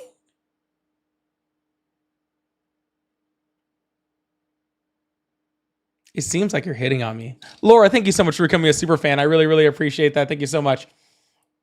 I think you're hitting on me, man.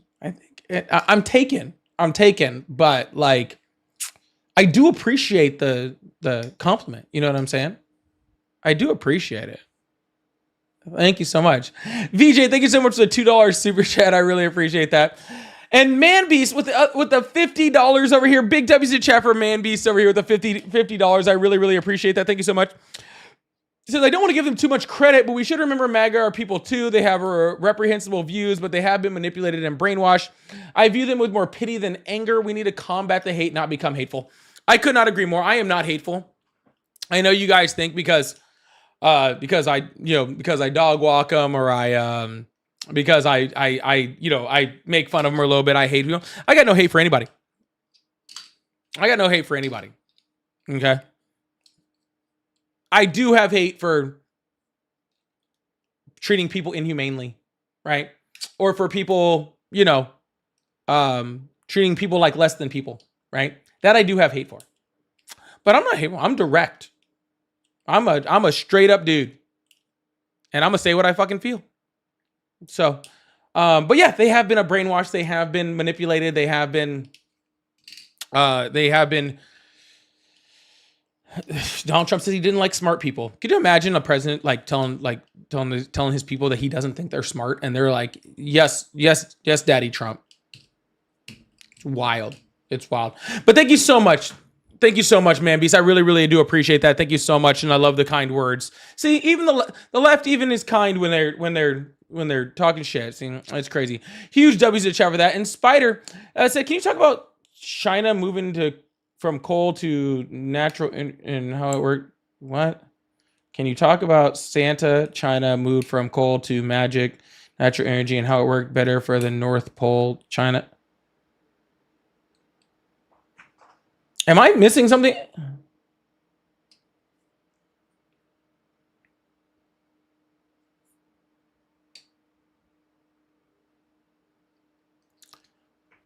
Thank you so much, Spider. I appreciate it. No idea what that was. What did I say? I have no idea what we're talking about. Y'all, I'm going to end the live. I have been on for about 2.5. I will be back on tomorrow night about 7:30 Central PM. I'll see you guys tomorrow. Make sure you're here. Hit that follow button. Hit that subscribe button. I really, really appreciate y'all. Thank you guys so much for being here. I love y'all. All right. Bye.